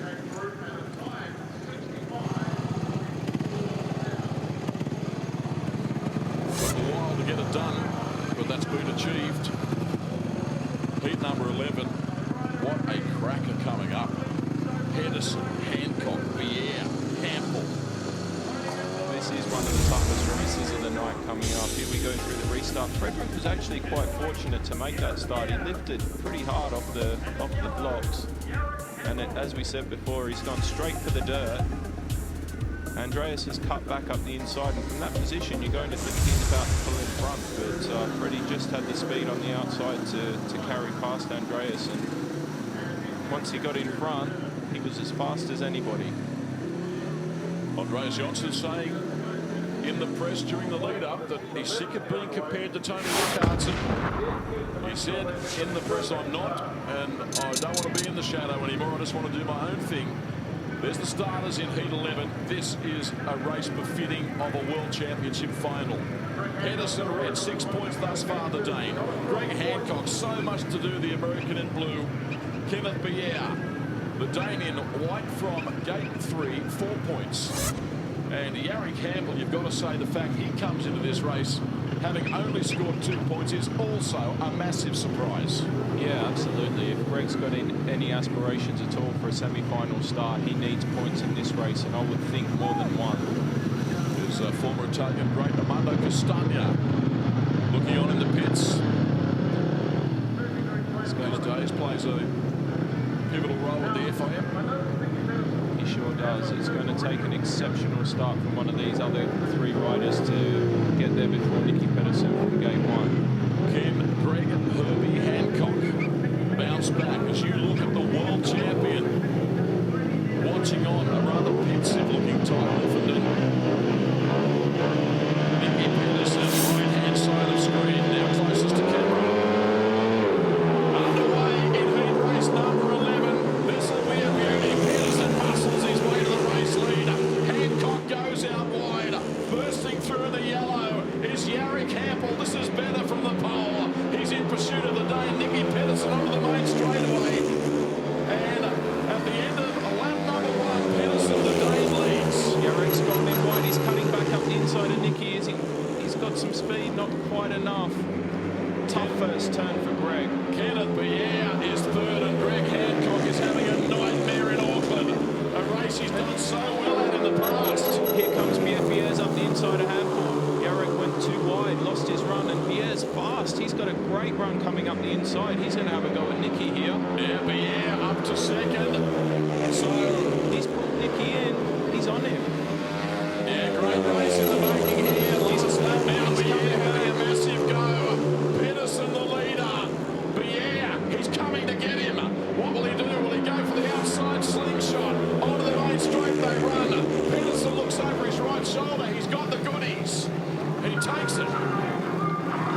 Bier through everything, including his underwear in him. Sure did. Kenneth had some big speed going in the last couple of laps of that race, because first he had to get past Hampel. No easy task there. And in half a lap he went from being a bit behind Nicky to right on him, and he put him under some serious pressure. Up the back straight for the last time. I almost thought he was going to have a go up the inside into turn 3, but just thought better of it and settled for his 2 points. Pedersen 3 points. Bier getting the 2 points there. As you look at the points on screen, so Pedersen, after 3 rides on a maximum 9 points, leads away in advance of Martin Smolinski, Kasperzak, and Lindgren, and Bier on 6 points. Gee, that was a gutsy performance by the runner-up. He's looking really fast tonight. He's always been a fast rider. He's a small fella. As I said earlier, Nicky's not going to miss many starts off gate one, and he's outdriven Greg there to the corner, and Nicky's gone high. Greg took a bit of a knock there, but Kenneth and Yarrick have cut straight back. Nicky's just really in control of it there, and Greg didn't get anything on the exit of turn two like he probably thought he was going to get. Jason, what's happening with Greg Hancock? The grin. It's been shut down. He's not smiling at the moment. I can't tell you. Obviously there he's been run a little bit wide by Nicky, but that's what you have to do, unfortunately. And you know, in this position here, it's just all looking good for Nicky. But as we said, Kenneth Pierre certainly showed some speed in the last couple of laps of that race to first get by Jarek Hampel and close the gap right onto Nicky Pedersen. So 3 starts, 3 wins. And a smiling Nicky Pedersen. Oh, he's a happy man. He's happy. Looking the goods here tonight. Beautiful evening. Still around 19 degrees in the North Island of New Zealand. Heat number 12. The culmination of the 3rd round of heats. So Kasper Zak will ride in the red from gate number 1, 6 points thus far the pole. Chris Harris from England, blue helmet colour, yet to score a point. That is a surprise. Niels Christian Iversen, 3 points the Dane, white gate 3. And Chris Holder, 4-point haul after his 2 rides, yellow gate number 4. And I'd be thinking that Chris Holder would be placing a lot of importance on this race in the context of the event. Absolutely, he's got gate 4 and he's got a couple of guys inside who haven't done what they would have expected. Definitely need some points here, Chris. There's Holder, the thunder from down under. Waiting for the tapes. Underway in heat number 12. Who will it be? Kasper Zak away. Well, Holder is all over him. He switches lines. And also coming up on the inside is Chris Harris. Good race here. Christian Iversen. The Dane is out the back in the white helmet colour. Onto the main straight they were at the end of the first lap. And Kasper Zak leads Chris Holder. Kasper Zak made an absolutely fantastic start, but Chris is lining him up on the inside, not quite there then. Chris looks like he's got some speed working now. Holder searching on the inside now. Kasper Zak leaves a little room. Holder, he got right on his exhaust pipe. And Harris is winding it up on the outside. I'm not sure if there's enough there for him, but Chris is right on the back wheel of Kasper Zak now. This is the best race of the night. The 4 of them, you can throw a tally-ho paper over them. They're so tightly packed. Chris Holder, he draws level on the inside. Can the Australian take the lead? This is a tremendous battle. Kasper Zak takes it back again as they charge down the back straight. The checkered flag is about to be waved. This has been a gutsy ride. Kasper Zak, the run to the checker, he takes it. Holder gave it everything. But Kasper Zak, too good. What a race. Absolutely unbelievable. Best heat of the night. Chris Holder was all over him, and Kasper Zak just moved his line a little bit off turn 2 there and gave himself some more drive and pulled away from Chris, but Chris fought for 4 laps there. And we only talked about first and second. I think Harris and Niels Christian Iversen swapped places a couple of times as well during the race. Great battle. There was battles raging all over the circuit. Kasper Zak, Holder, Iversen and Harris. So Kasper Zak now equal on 9 points, along with Nicky Pedersen, the Dane. He's having some Grand Prix in New Zealand. Smolinski is still there, as you can see. Then 3 riders on 6 and 4 riders on 4 points. Fantastic event.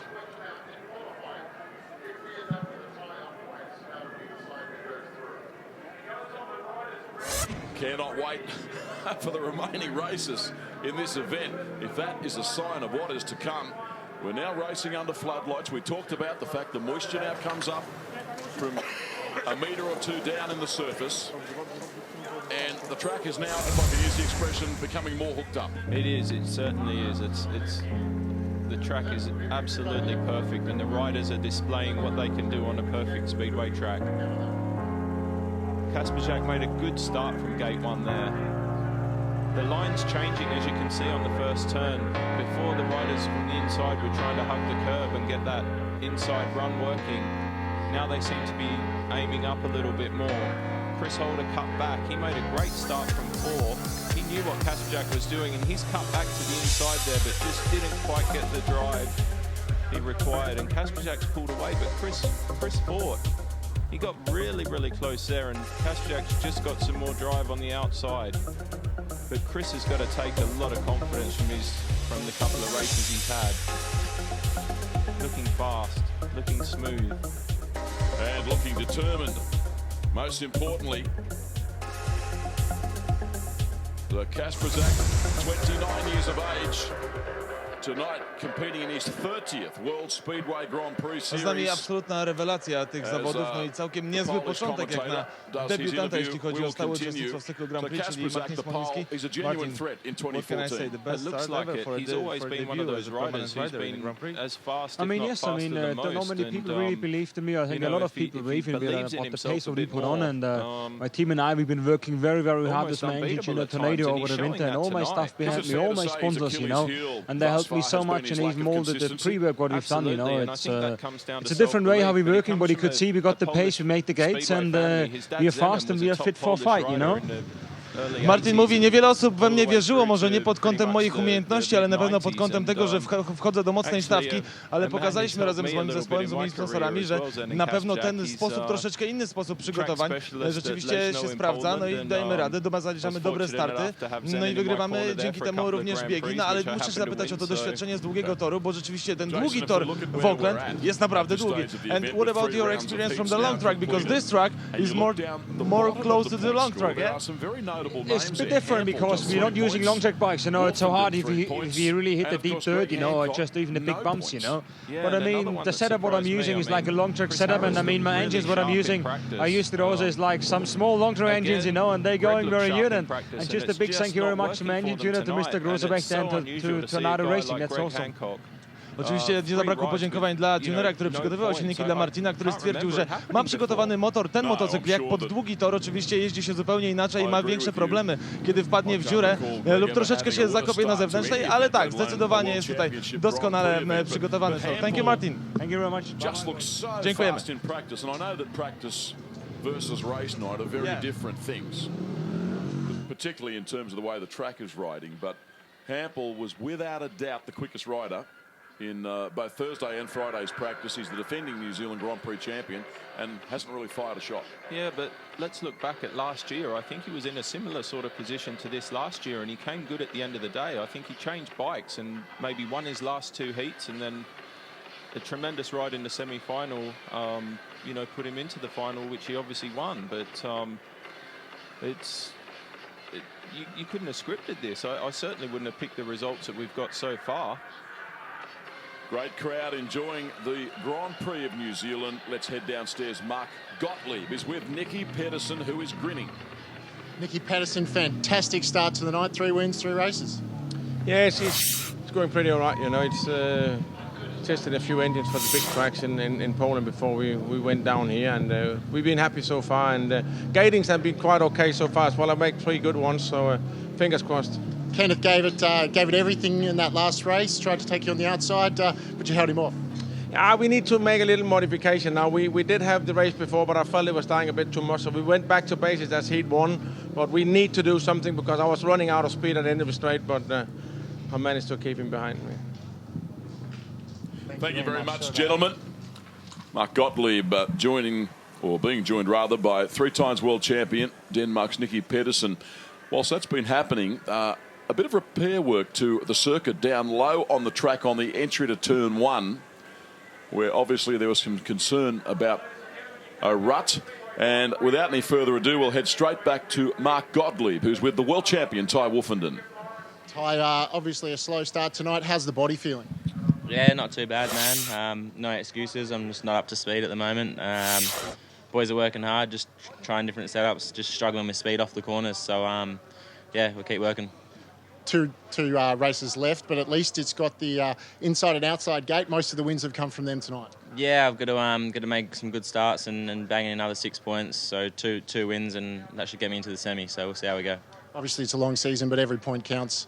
Yeah, definitely points make prizes at the end of the year, but like I said, it's a long season, and if you look in the past, you know, a lot of riders that didn't do so well here still went on and rode the rest of the season good, so it's just first Grand Prix, there's plenty more left. He's a very tough boy, Ty Wolfenden. His injuries in England recently, heading into tonight's Grand Prix, have been well documented, and he doesn't want to have a bar of any excuses. I asked him yesterday, how are you feeling? He said, mate, I'm fine. I'm just going to go out there and do what I got to do. Yeah, and that doesn't surprise me. I mean, he'll always play it down, especially to the media, but there's no doubt he's hurting a little bit, and as much as he says there's more Grand Prix to go, there's nothing more than Ty would have liked to come here and walk away with 15 to 18 points. So definitely didn't come here to get, you know, to be in the position he's in, that's for sure. But as you said, he's tough. He's got some more heats to come, and, you know, let's see what he can do. Close to a full house in the stadium here tonight at Western Springs. Darcy Ward would be gutted at this stage of the event. Here he is with Mark. Darcy, those were two very heavy hits. How are you feeling? Yeah, it's all right. You know, it's racing, so regroup. Take me through that first one. You didn't get much room from your own countryman there. Yeah, for sure. I mean, you know, not just Troy. I think Freddie ran him up, but you know, we'd all do the same thing, and we'll try and chase that dirt that's not there. But you know, see how it goes. Obviously, a big gasp on that second one. Was there a touch from Freddie Lindgren then? Not sure. I think you know, I got an aggressive bike set up, and the dirt pulled me in, and then there was nothing to stop me, so could have been my fault, but I got excluded. Well, at least you were getting good starts. Then there's 2 races left, and you can still make the semis. Yeah, exactly. It's all about you know, regrouping now. Still 2 more races, so 6 points to grab. So you know, I'll go out firing. Jason Crump, Darcy there telling Mark that he has an aggressive bike setup.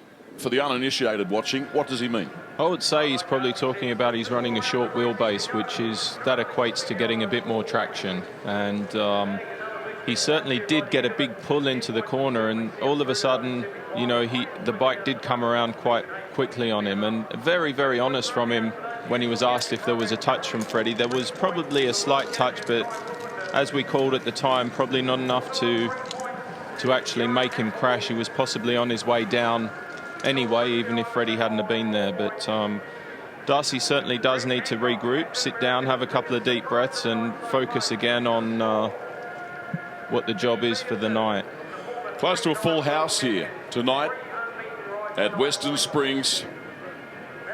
The third time that the Grand Prix season has begun in this part of the world. Much bigger crowd than last year, I would have thought, which is tremendous to see.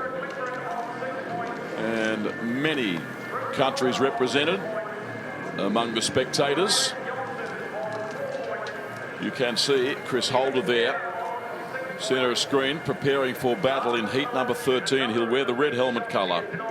Beautiful, clear evening in the north of New Zealand.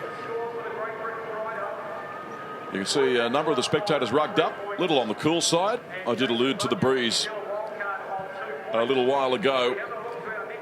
Good heat here. Chris Holder, Frederick Lindgren, Jaroslav Hampel, and Jason Bunyan. Bunyan's been plodding away, picking up points. He's done, you know, what you can expect that he would have done. I mean, it's obviously a huge ask for Jason to come and, you know, race at Grand Prix level when he's a Premier League rider in England. So he's can hold his head up high. He's got some points, and you know, he certainly hasn't disgraced himself.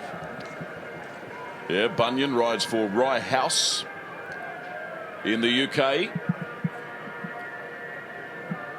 So Holder, the 26-year-old Australian, in search of his opening victory of the GP Series, comes into this next race having amassed a 6-point tally. It's a very picturesque venue, isn't it? Yeah, it's a great place. It's a nice stadium to ride in. The ambience here is really good, and it is a great venue. It's a great place for Speedway Grand Prix to come.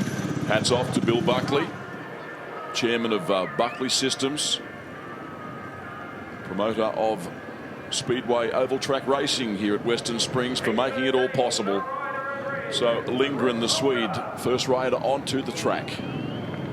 Hampel, he would be as determined as anybody to get his Grand Prix on track with a win here. after, frankly, a disappointing opening to his 2014 campaign. We know how good he is. He'll ride in the white helmet colour. So Holder has the inside starting gate. Going into battle in 2014 with the number 23. The Grand Prix Championship of the World. Trialling a new numbers system that we alluded to earlier. Holder backs away and then he'll return to the starting tapes. Ready for action.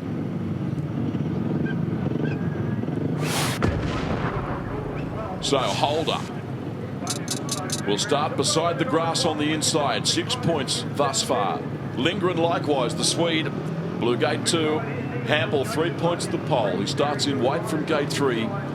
And the 7 times and reigning New Zealand Speedway champion Jason Bunyan finished 3rd in his opening 2 rides. Will line up in the yellow helmet colour here from gate number 4. You can see the other riders there. And the team's looking on anxiously. Full credit to the track curators. They have done a magnificent job on this racing surface. Sure, there's a couple of little ruts appearing. That happens nearly everywhere. Looking forward to this one. The previous heat was the best race of the night. Wolfenden and Darcy Ward.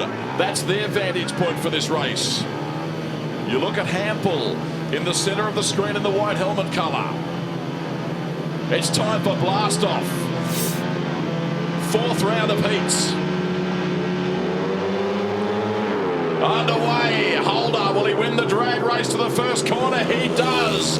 The Australian former world champion takes the lead. Lindgren is out after him. Also competitive is Hampel. Jarek Hampel, the pole, gets up on the inside and relegates Lindgren a spot, but Fast Freddy is coming, surging back on the outside, the Swede. But Chris Holder, he heads for home. Cracking start from Chris off gate 1. That's got to be the most dominating start of the night so far. Look at this now, up front, the battle is on. Holder, he's being stalked by Jarek Hampel, who sets his sights on his prey. It's the man in front, Holder and Hampel. They're separated by 1 bike length. The pole looks super quick here in pursuit of the Australian.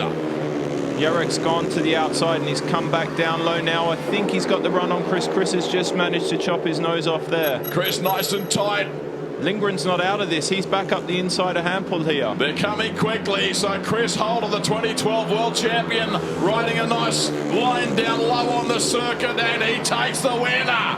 The crowd will go up here at Western Springs. Chris Holder, the Aussie, takes the winner. Great battle for the minor placings. Hampel and Lindgren. Liking what I'm seeing from Freddie Lindgren tonight. He's having a red hot go. That was better from Hampel. Well done, Chris Holder. Chris has got to feel a lot better with that race. Absolutely blinding start. Great first corner. It was an intelligent ride. He could hear them coming. 3 points to the Australian. 2 points to the pole. 1 point to the Swede. A shake-up of the points sees Holder up towards the top now on 9 points, along with Kasperzak and Pedersen. Smolinski, Lindgren 7, then Bier running top 6 in the New Zealand FIM Speedway Grand Prix. There's thousands of Australians here in the crowd, and they rode that entire 4-lap journey with Chris Holder, the man you were looking at. Yeah, what a start. Let's watch this again. It didn't look like he got it, but he got so much drive on the way to the first corner, and a clever first corner. He went in tight, let the bike run. From that point on, Lindgren's on the inside. He looked like he had a run. He got pretty close, but Jarek got a really good run up the inside on the back straight. Just managed to get inside Freddie. But from that point there, you can see Chris's bike pulled all the way beautifully, even picked up just at the entry to the turn. Jason, how physical is a track like this to ride, given the composite of the surface, the speed, the banking? I think of course, every speedway track's difficult to ride, but this is just a fast track and you've just got to give it everything. And I think that's why we're seeing the guys in the lead aren't being able to get away. because you've got so much room, and they're probably not really sure where they need to be going, which is giving the guy in second place, third place, a couple of different options on the racetrack.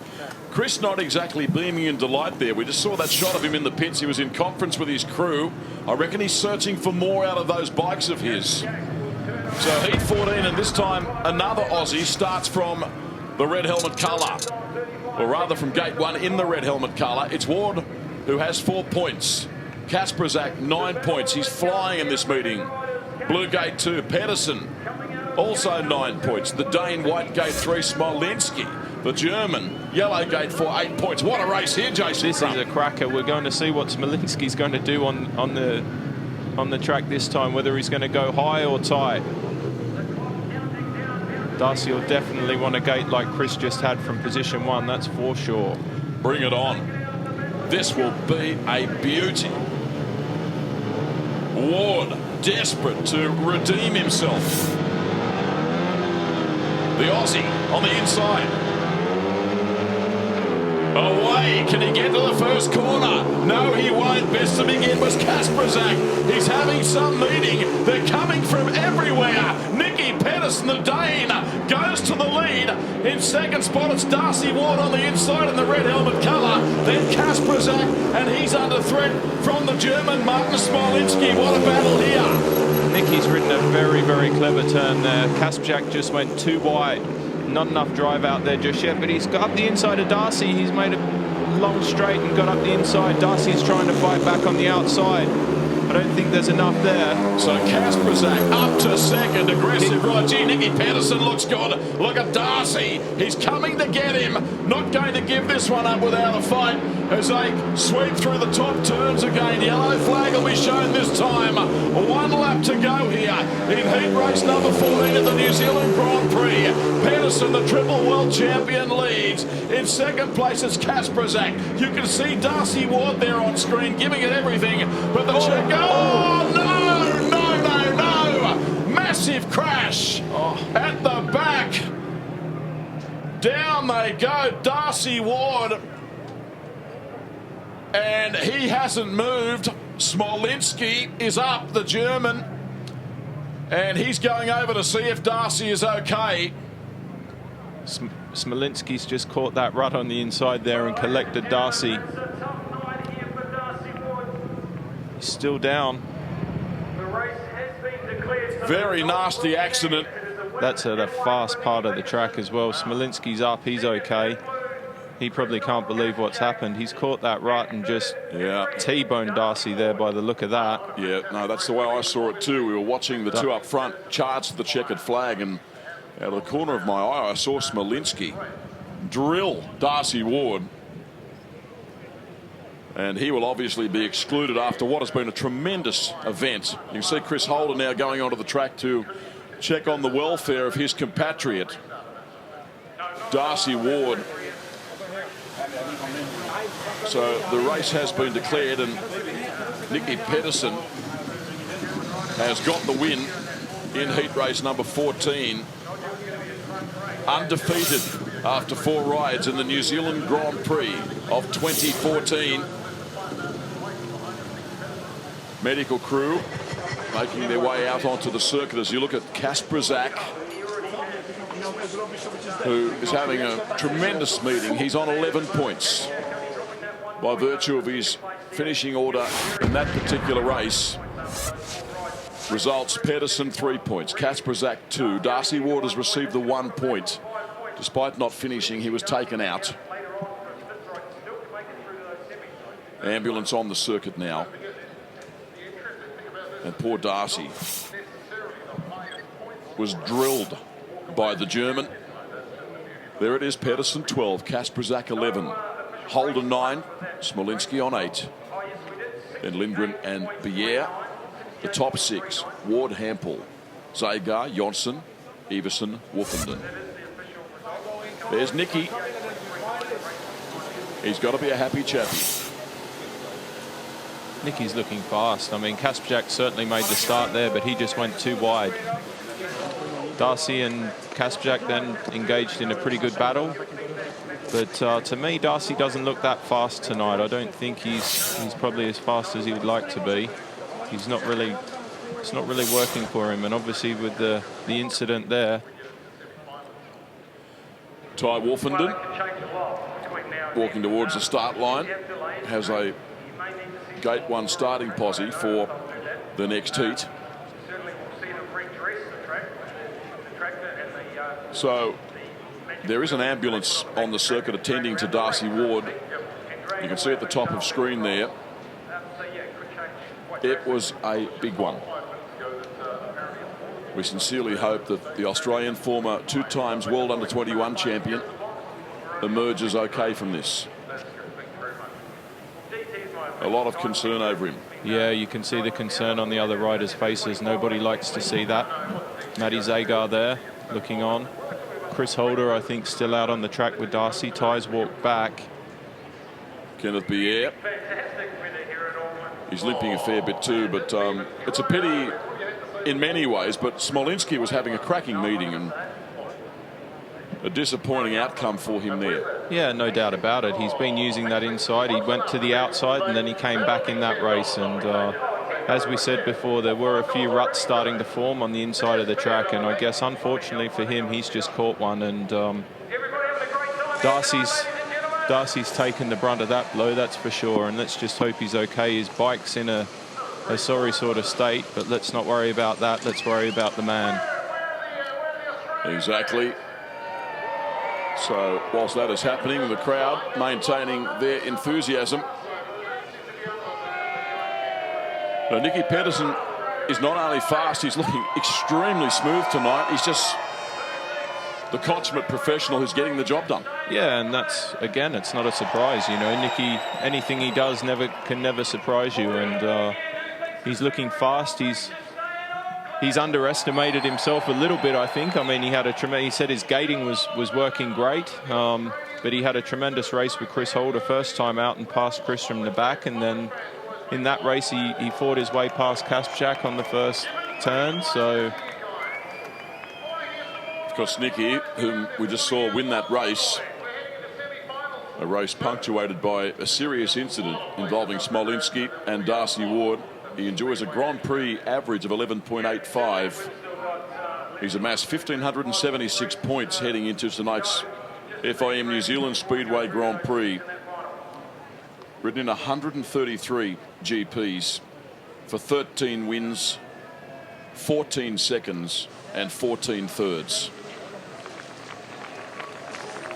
Frederick Lindgren in the pits, meanwhile, prepares for his next ride.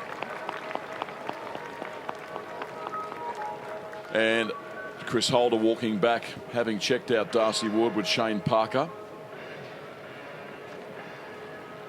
So we'll bring you the news on Darcy as soon as we can do so. Christoph Kasprzak there in the pits making some adjustments to his bike. I don't think he's really got anything to worry about. He still looked fast in that race, although he was behind Nicky. I think it was more track position and the line he chose on the first turn that cost him there. But he certainly came back with some speed and did manage to get past Darcy. So Nicky Pedersen on top of the leaderboard. Kasprzak in second position with 11 points. It's been a great Grand Prix for Christoph. I know people around the world will be wondering about the condition of Darcy Ward. We're waiting on word so we can bring you up to date. Plenty of Aussie fans in the crowd tonight. Okay. So the word is that Darcy was unconscious for a short time. He's regained consciousness, and as a precaution, they've put him in a neck brace, and he's being taken out of the pits in the back of the ambulance for further examination. Have a look at this. Smolinski on the inside. Oh. Bang. Oh. There's nothing. Oh, nasty.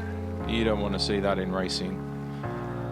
Smolinski's gone in there with no intent on doing that. He's just tried to use that inside line again, and he's just straightened up. If there was no one there, he's okay. He'd just lock up on the way out, but unfortunately he's caught Darcy.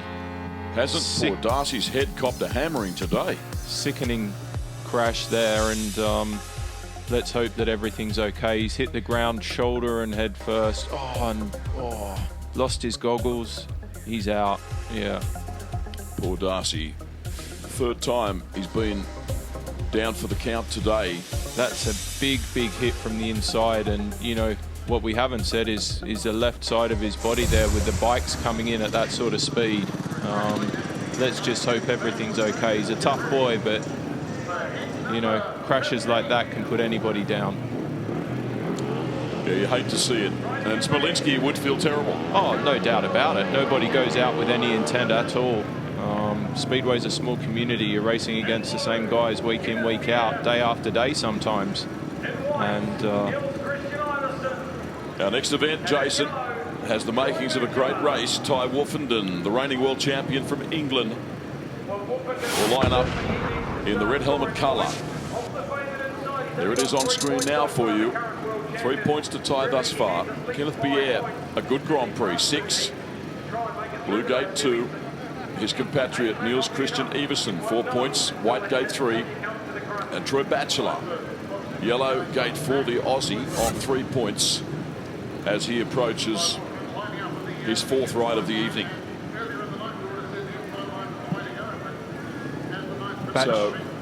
Batchelor needs to get some points here. He was down in his last race as well. So the Aussie boys have certainly been taking a pounding tonight.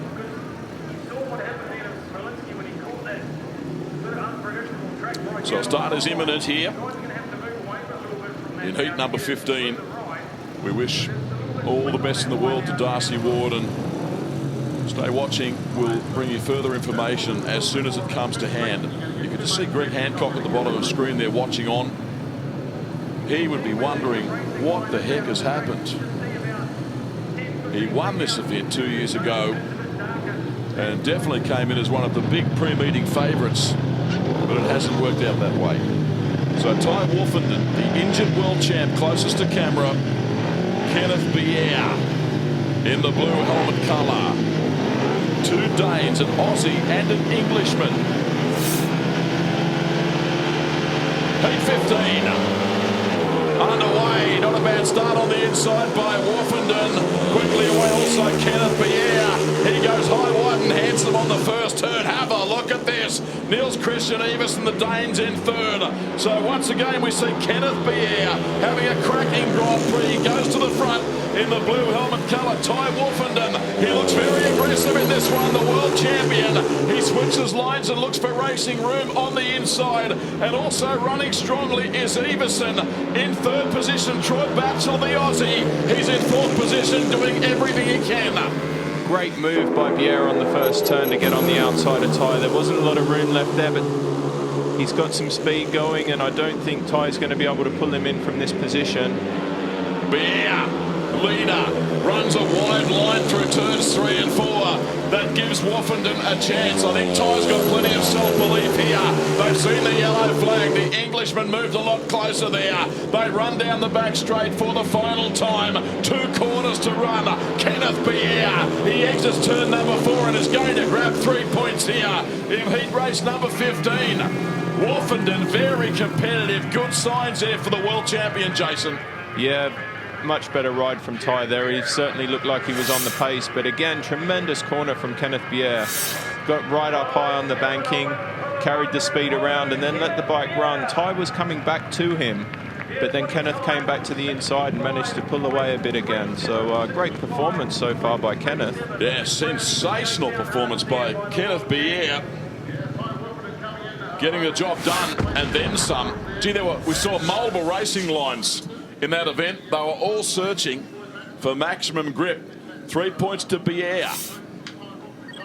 As we look at the restructure of the points following heat race number 15, Pedersen still dominant in the meeting. Kasper Zak, Pierre very solid with Chris Holder, Smolinski, Lindgren, Iversen, Wolfenden, Ward and Hampel. Kenneth Pierre, he's a jockey-like figure, if I can use that expression, diminutive. But he's got a heart as big as himself. Yeah, very courageous rider, come back from a few injuries himself in his career. Tight first turn. Ty managed to get the run, but Kenneth just kept going on that dirt. from there you're going to think Ty's okay, but Kenneth just kept it all wound up. Right leg off the peg, plenty of traction on the back of the seat. Dragged him off down the back straight. Great run by Kenneth.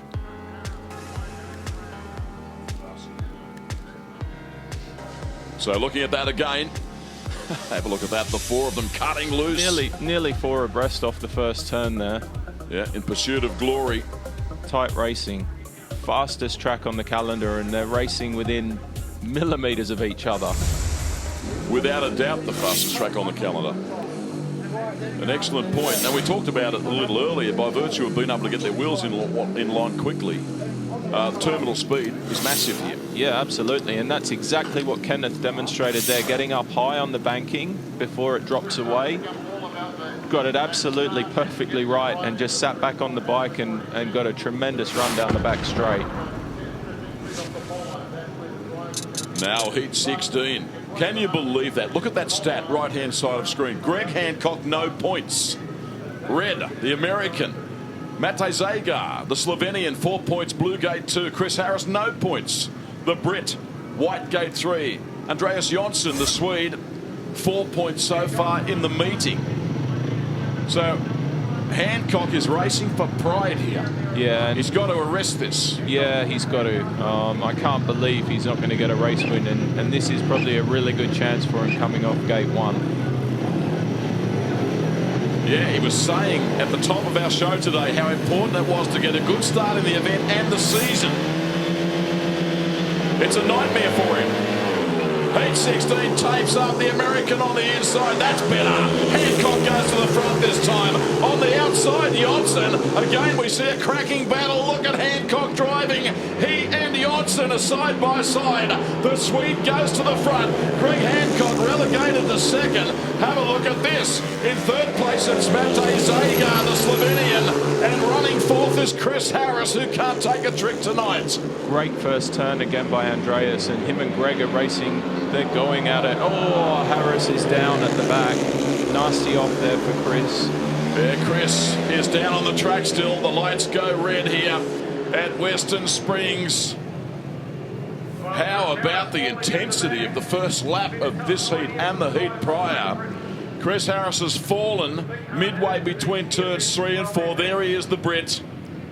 Of course, he's been successful at this level of competition previously, back in the GP Series in 2014. Yeah, the only guy that's probably happy with that is Greg. He's going to get another chance at this start from gate 1. Here we see Harris into the third bend. He's gone in deep. Again, the dirt from Zagar's caught him there.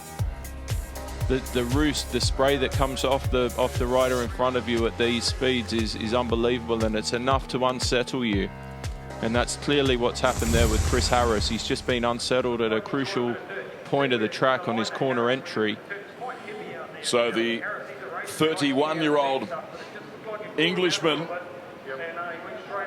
who's ridden in 68 Grand Prix coming into tonight's event has been excluded.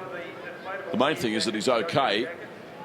He's not up yet. He went into the fence, I think, with the right side of his body there, so he's seems to be okay. He's moving a little bit. He's just not up on his feet yet.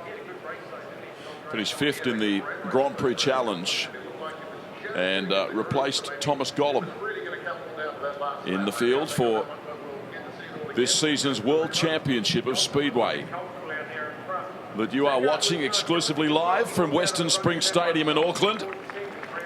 And he receives applause from the crowd as he is about to undertake the long and lonely walk back to the pits. Yeah, the best thing about that is to see him back on his feet and getting back to the pits under his own steam. He's there with his team manager, Phil Morris. Unfortunate, he just seemed to lose his balance there. Yeah, he's gone in hard. That's a fast part of the track at the end of the straight. The dirt's just caught him, and he's bailed out because he probably knew what was going to happen a bit further round, but definitely a big hit. He went down face first, soil sampling. Yeah. Okay. He's got a bit of a headache, I would think, looking at him now. Let's head downstairs. Mark Gottlieb is with Chris Holder in the pits.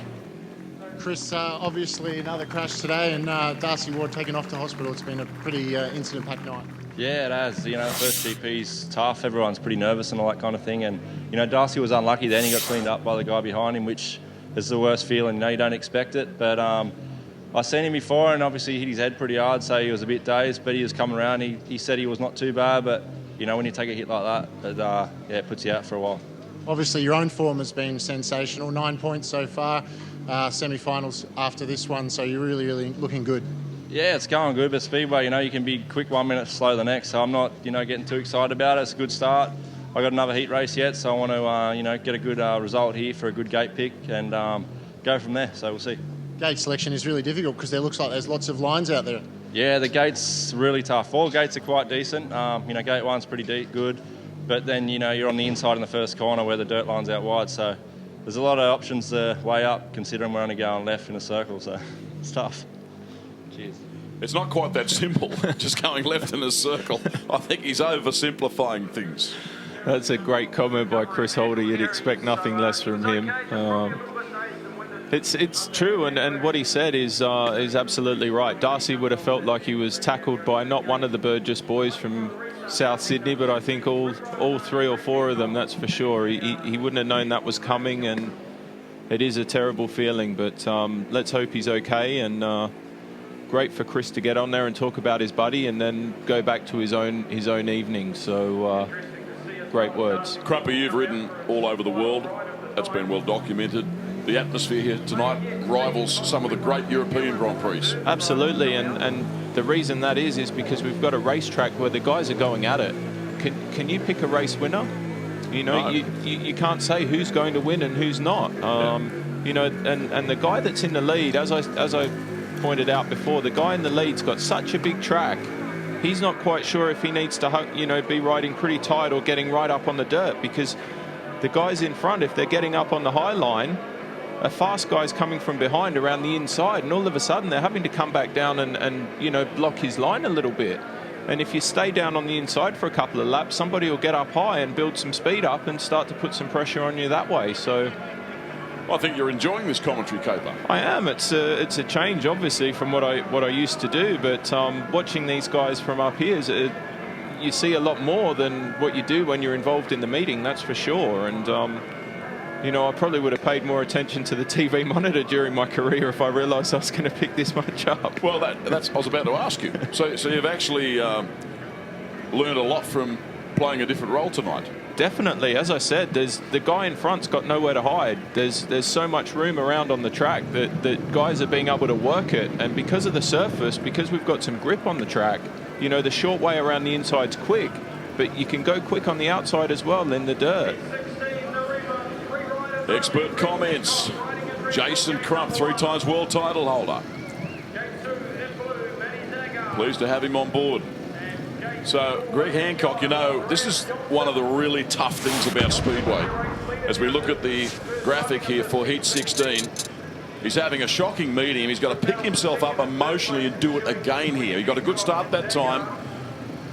No points, with it all to do, as I've said, on multiple occasions. Greg went from gate 1. He tried to go high that time, but probably couldn't get as high as he wanted. Left Andreas a little bit up there to let him get round. I'm not going to be surprised this time if Greg does the exact opposite. Agreed. And stays right down tight on the first turn and lets the other guys sort out where they're going to be. I was asking him this morning at breakfast, what's happening with future American Speedway riders? We saw so many great Americans in the 70s and 80s and 90s. Then the production line appeared to have stopped. And he was explaining to me that Billy Hamill, the former world champion, is doing some tremendous work with academies. It's great to hear. You know, Billy's got so much to offer Speedway at the grassroots level. But going back to your earlier comment, the American boys in the late 70s had Bruce Penhall, who turned out to be one of the all-time greats of Speedway, to model themselves on.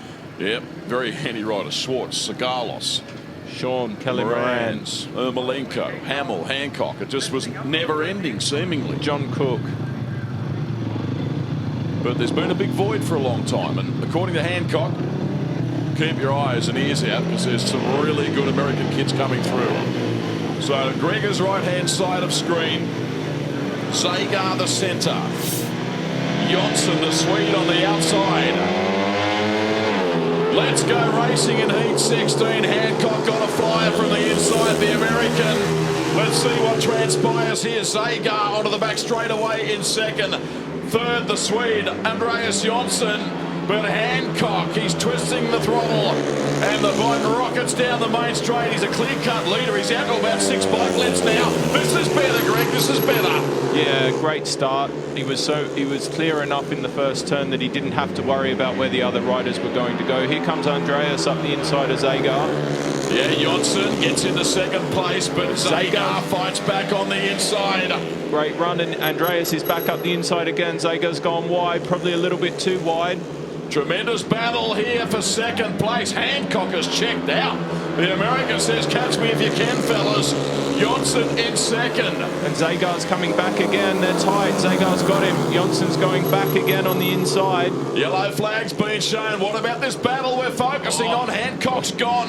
Zagar in second. Jonsson's all over his exhaust pipe. The run to the checkered flag, and Hancock gets his first points of the New Zealand Grand Prix, and the crowd enjoying that. He's such a popular rider. Yeah, and Greg's going to be happy with that. He's going to be just, that's it now. He's had a race win. He'll probably go out and win his last race now. He's got gate 1 again in that one, so he'll be happy with that. But a great performance. He's got the monkey off his back, to use that expression.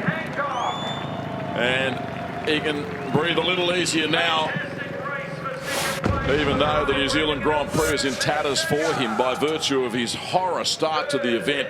3 points to the American, 2 points to the Slovenian Zagar, 1 point to Jonsson, the Swede. Let's check out the leaderboard after heat 16. Pedersen on 12, Kacperzak on 11, Bier, Holder, Smolinski and Lindgren in 6.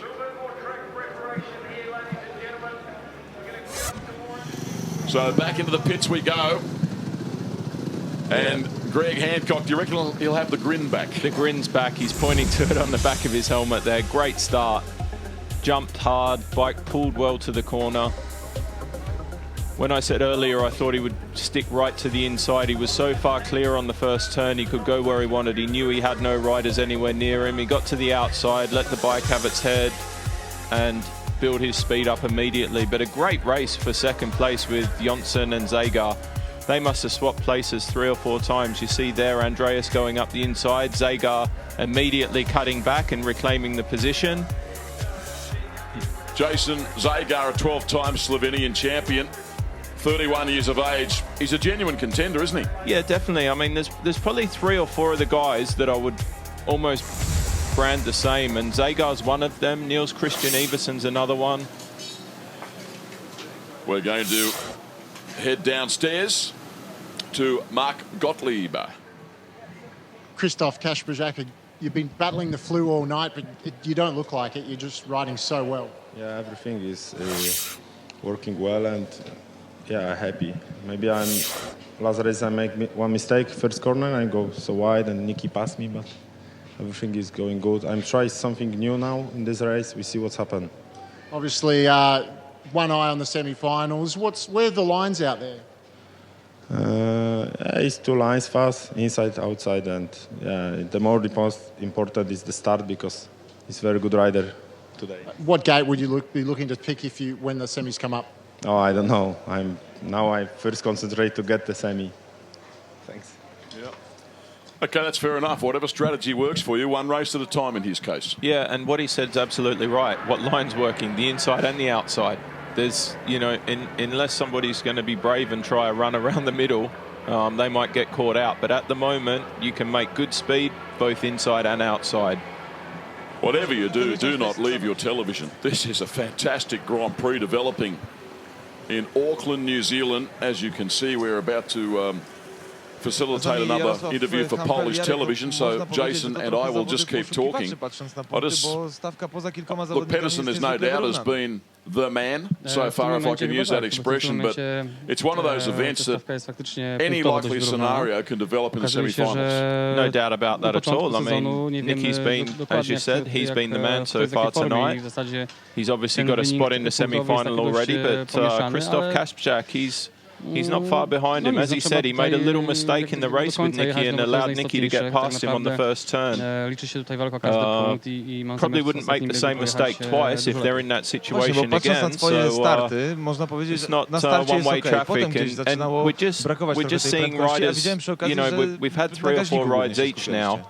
And they're starting to find their feet. They're coming up with maybe a few different sort of setups with the bike than they may be expected to run. You know, guys are now looking for maximum speed. The air's, you know, the air's got thinner. It's a bit later at night, so the bikes are going to be a bit quicker now. And the racing lines, the lines are there. There's not a bad line there, really, apart from riding around the middle. So great racetrack. You'd have to think all crew chiefs would now be really starting to focus on carburetor jetting now that the air is thinner, looking for maximum horsepower. Yeah, they're looking for that all the time, you know. They're absolutely looking for that. But Chris Holder, we haven't spoken much about Chris. He's been a little bit behind the 8 ball with you know, as far as his injury's gone. He's probably been able to dodge a lot of the press work, a lot of the press load that's been put on a lot of the riders, you know, higher up than him. Chris is doing things pretty quietly and pretty calmly. He's in there. I think he'd be pleased with his opening round of the World Championship, to be honest. He scored decent points in every ride. He sits on 9 at the completion of 4 rounds behind Pedersen and Kasper Zak. He's equal with Kenneth Bier. And I think he'd be really happy with things. Let's without any further ado, head down and hear from Kenneth Bier. He's with Mark right now. Kenneth, you missed all of last season, but you couldn't have asked for a better start to this one. No, so far so good. 9 points from 4 rides. You know, that's okay. I had 1 race, but I got a third. But I'm in the points in every race, and it's 12 meetings in the year, so every point counts. And so far, I'm quite happy. You got the inside gate in your last heat. What are you going to be looking to get out of that one? 3 points. You know, every race, every point counts, and make the most of it, and see if we win. There's obviously quite a few lines out there, inside, outside. Which one have you found more comfortable? All of them. I don't know. So it depends where people is chasing you, and if you're behind, there's different lines. But on the inside, it's cutting up a bit. It's a bit tricky, but it's a good racing track. You know, it's what you say, it's good lines, and you can have good speed there. All right. Thank you very much. Yeah, Kenneth Bier there with Mark Gottlieb. He'd be pleased with himself, and as is always the case, a very articulate Dane, very professional. We've alluded to the fact that the inside gate and the outside gate are working, and we've seen a different situation here in 2014 to the previous years where the red gate has been dominant. I've just been looking at some stats, and over the 2 years, or the first 2 years of this GP in Auckland, 46.65% of the races have been won from the red gate. That is a daunting statistic, but this year it's just been smashed. Well, it's been thrown out the window completely, and that's great to see. Let's talk about Kenneth Bier, because again, like Chris Holder, he snuck along a little bit.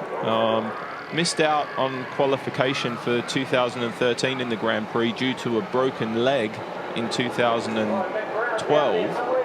At that stage of his career, Kenneth had stayed faithful to Jawa the whole time. He was the last rider in the Grand Prix riding Jawa machinery.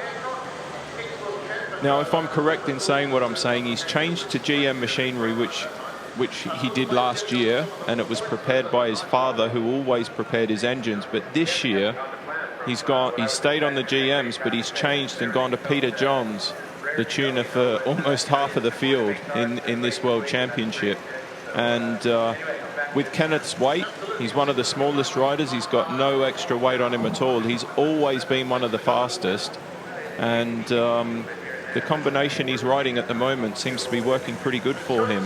So we've seen a generational change in the sport. There was a time when you had to have a Jawa if you wanted to be competitive, but now it's all about GM. And you alluded to Peter Johns. He's definitely the prevalent engine tuner in the world of Speedway at the present time, but that too is cyclical. We've seen over the years, you know, the Klaus Lausches of the world, the Cole Blumfelds, and you know, to name just a couple of them that in their own era have dominated for a period of time.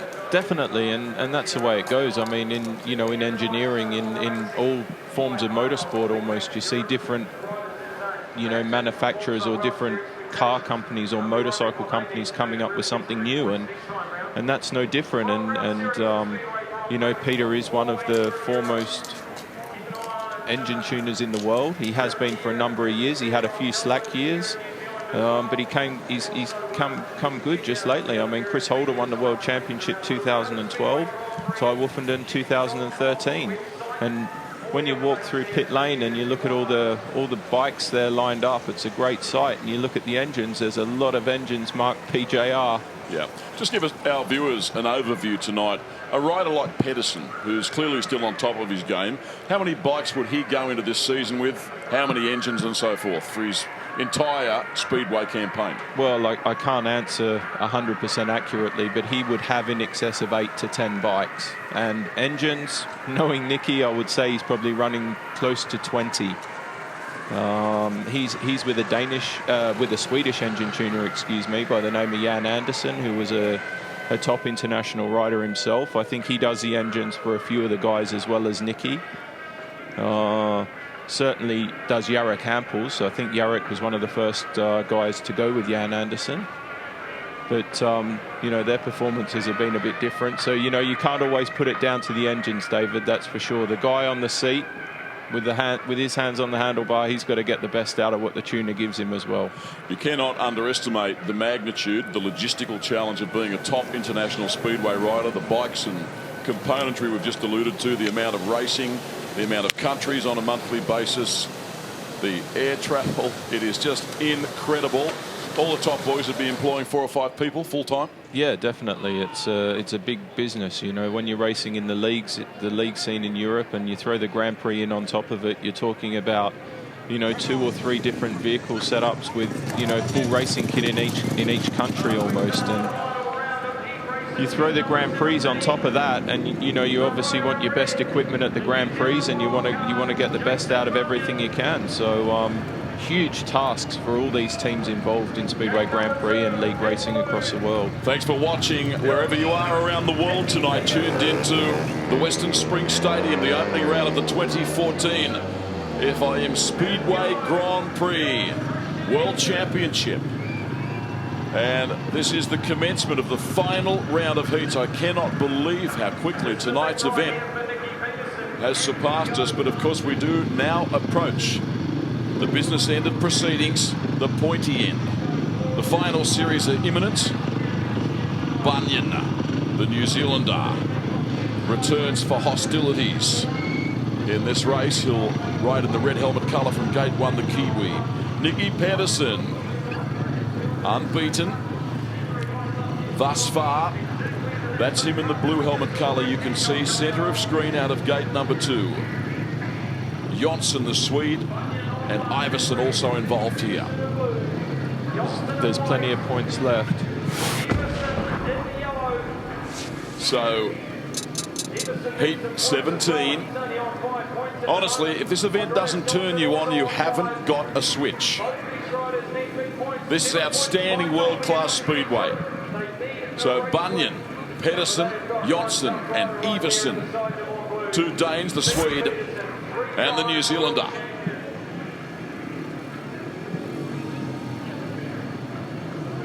Can Pedersen do it again and go through the qualifying period of the event undefeated? Of course, we've seen the glorious uncertainties of Speedway. That doesn't necessarily mean he's going to make the final. It's a tough sport. As the late great Simon Wigg used to say, anything can happen, and it normally does.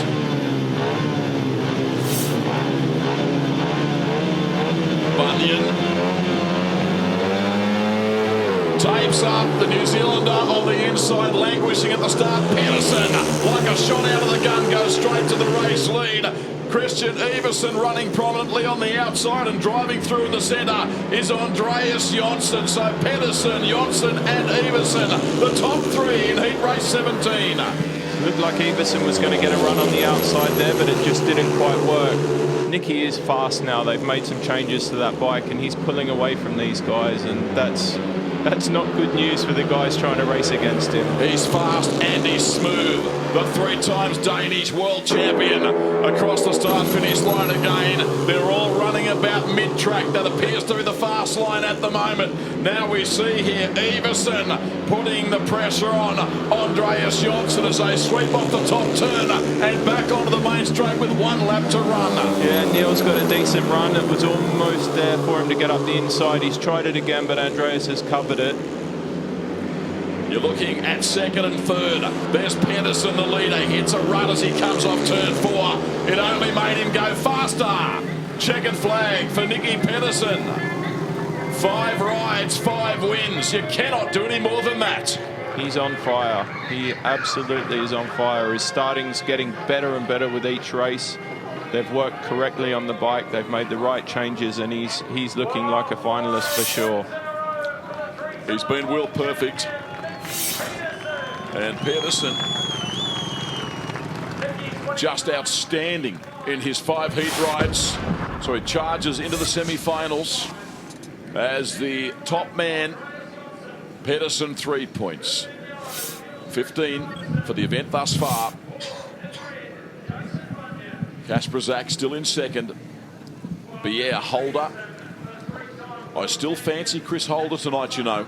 Yeah. He's just plodding away and scoring. It'll be interesting to see how that incident involving Darcy Ward affects Smolinski in any way when he returns for his next ride. I don't think it'll affect him at all. You know, unfortunately, things like that can happen at any time, and just one of those things in racing. Wrong place at the wrong time for Darcy, unfortunately. But there's Nicky Pedersen coming back. He's very, very happy with his performance so far. Great start from Nicky again. Just drove to the first corner. No lifting, which is his trademark. Just driving the bike forward into the corner hard.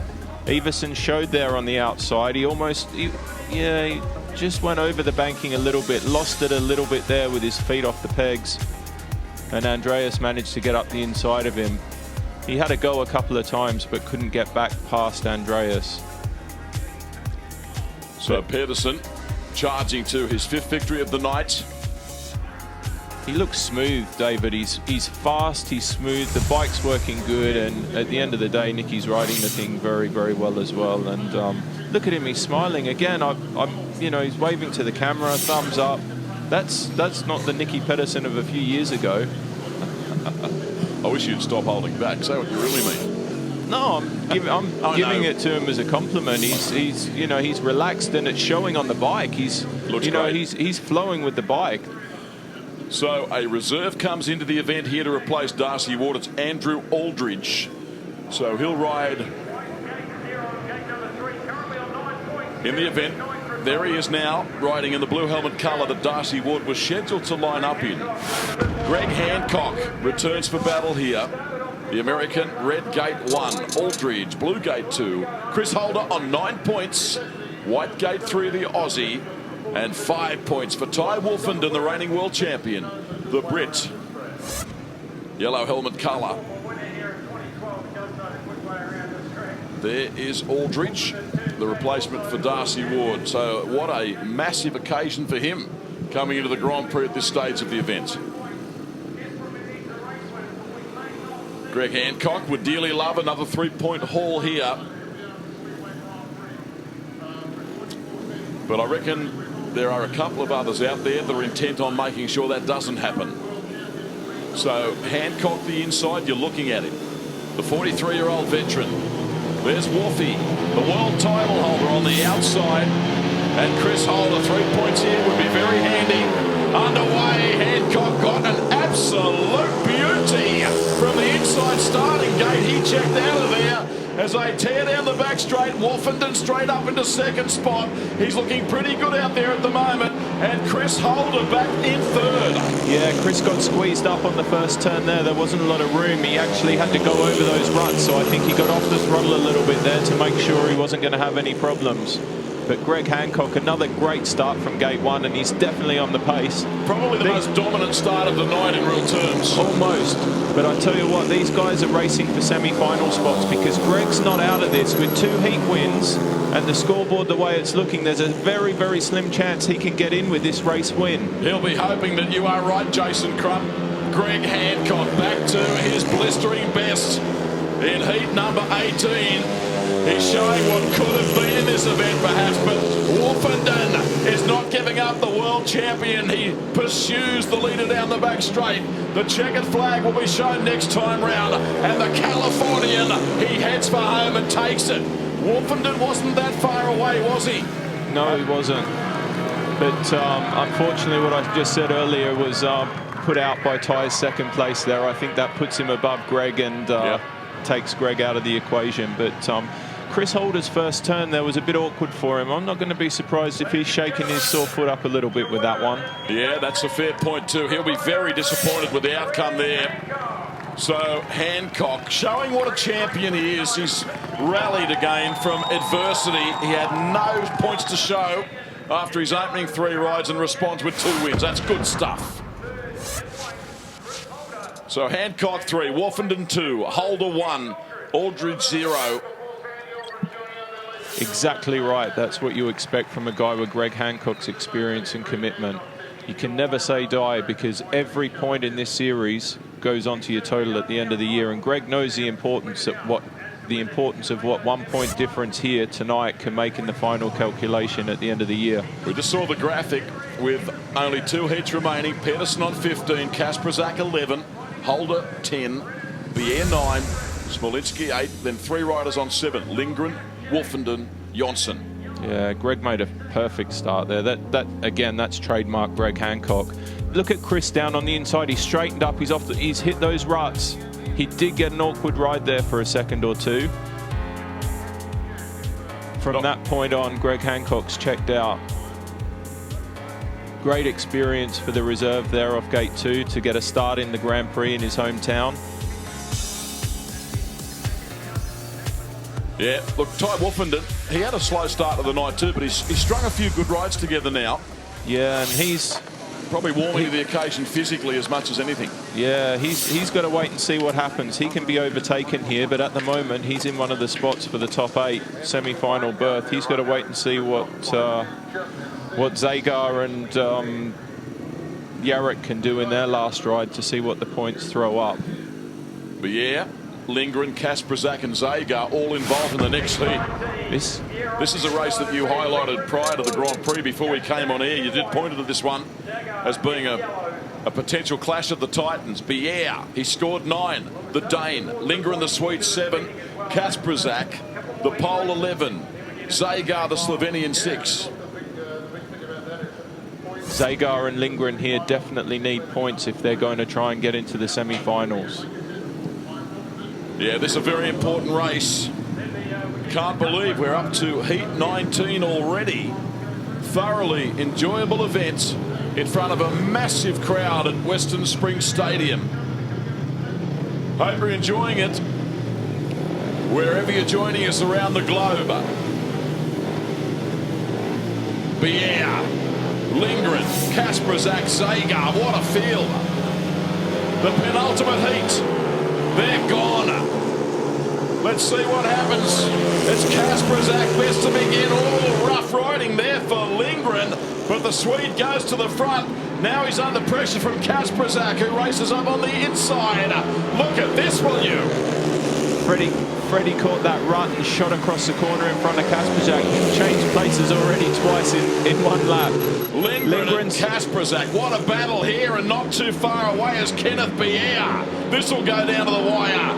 Out the back in the yellow helmet colour is Zagar.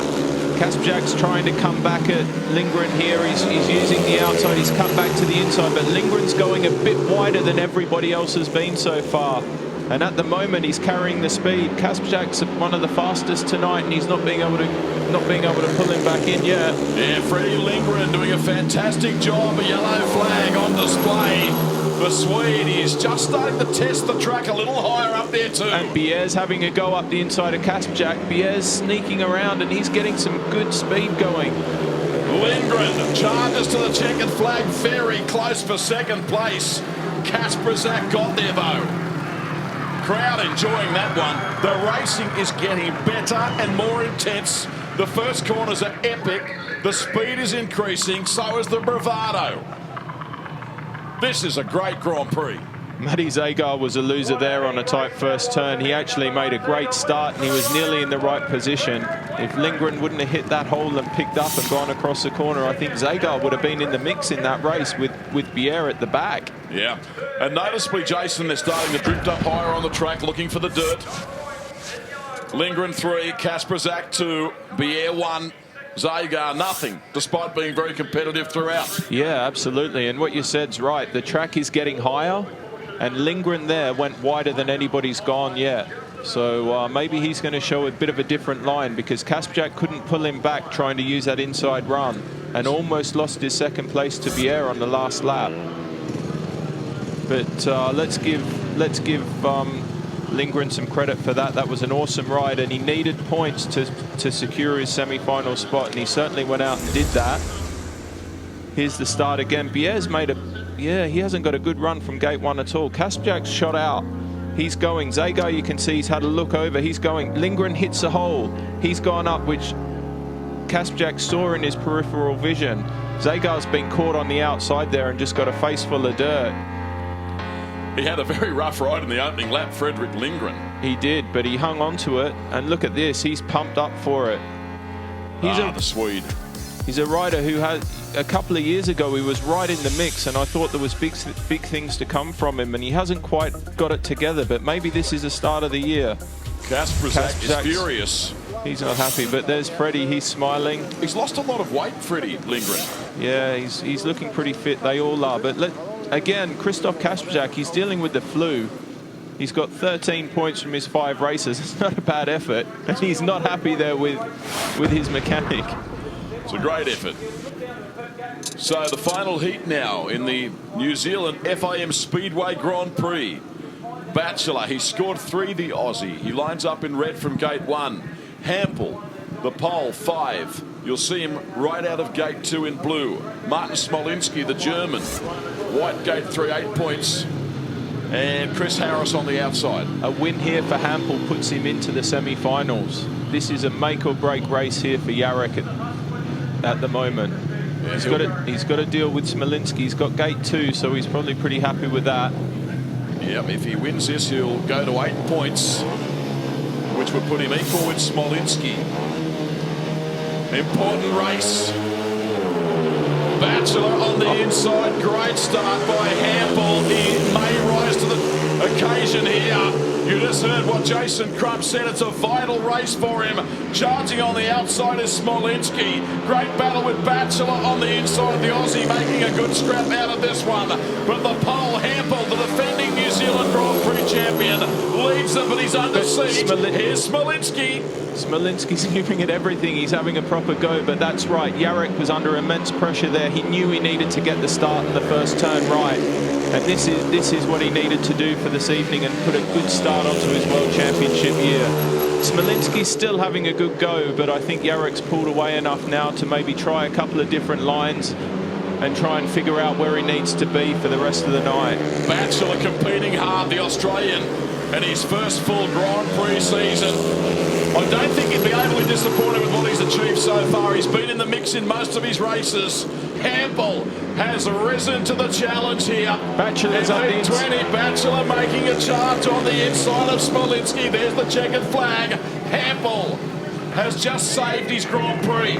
Yeah. At least for the time being. Yeah, and that's what these big boys in this series are going to do. You see it time and time again when guys are desperate for points and they can pull it out of the bag.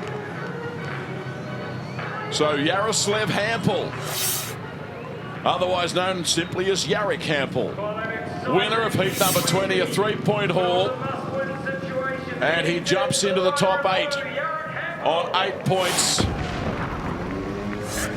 Heat number 20, Hampel 3 points, then Smolinski, Batchelor. He tried right down to the checker, Chris Harris, coming up with no points there.